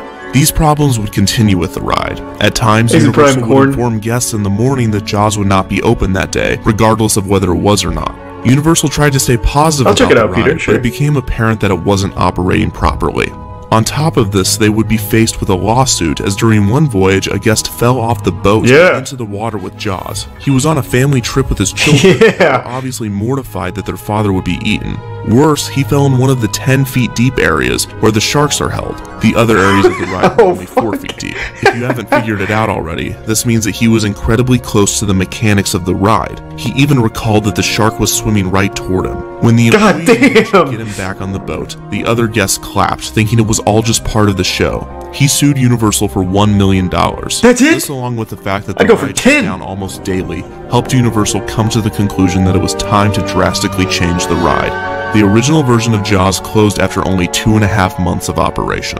It is safe to say that Universal and MCA were mad. They sued Ride & Show Engineering for not designing the ride properly. Ride & Show claimed that their handiwork was not at fault, and that Universal did not give them enough time. Ride & Show even said that they were looking forward to the case, so that they could prove that Universal messed up and not them. They later settled out of court, with Ride & Show commenting, "Basically, Universal didn't have any experience with a ride like this. If we had built something like this for Disneyland, Disneyland maintenance would have taken it over and made it work." Oh no, they didn't. Universal was now determined to get Jaws operating Lucy, correctly Taco, as and the soon Prime as possible. Muscles. And after more delays and more problems, they I have finally seen those, settled on a Furby. 1993 opening date. They hired Total Yeah, it's at Fun the end, Company Yoga. to redesign the ride. My favorite company ride at started Universal by is Men in Peter Black. Alexander. They also hired a variety of contractors to complete the many different aspects of the attraction to ensure that it was done correctly the second time around. The new story incorporated elements from both Jaws and Jaws 2. In the new ride, the Shark! Shark! Shark! Shark! No, fuck! would not bite the boat or be blown to pieces, but there would instead be a gas explosion, and the shark would be killed after it bit a high-voltage wire, such as in the end of Jaws 2. This was Peter Alexander's final suggestion before he left the project to go to the other end of the park and produce shows for I don't think I ever wrote it when it was like that, to be honest. I only remember the original. Pyrotechnics testing it purposefully designed it so that the guests could feel the heat without getting burned. Oh, actually, I do remember this. They accomplished this, as guests regularly complained that they had been burned by the fire, mostly by those that had already had sunburns from a day at the park. The main issue with the original attraction was that the water made it difficult for the robot sharks to go from a complete standstill to lunging out of the water. Universal decided to hire Oceaneer International, a company specializing in products that assist in deep-sea exploration, to build the sharks. They were able to accomplish this, although the detail of the sharks does not match that of the original attraction. But who cares about details if you can't see them because the ride is always closed? An interesting aspect of the remodeling was the testing phase, because in order to view changes made to the attraction, the technicians would have to take a round trip on the boat as they could not go in reverse. This means that they were taking trip after trip through the ride to witness minor changes. With all of these contractors on board and $40 million later, Universal was able to complete the second version of the attraction for a soft opening in 1993, using the term technical rehearsals until 1994. Use of Absolute and the bit cigarette.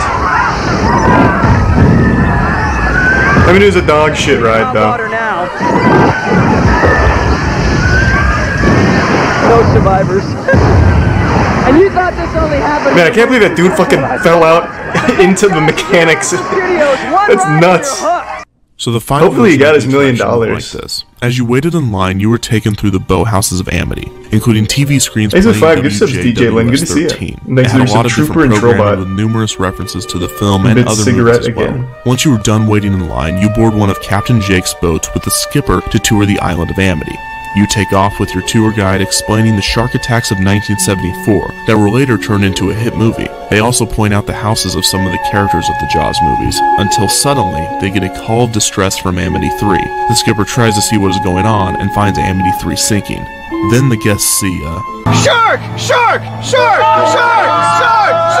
Shark! The skipper pulls out the grenade launcher, not realizing that it is actually loaded at first, and fires at the monster. Oh god! The skipper misses a second time before hiding in a boathouse to wait for Chief Brody. The shark tries to break in, and the skipper struggles to escape, but does just in time. Chief Brody tells the skipper that he'll be there in 10 minutes.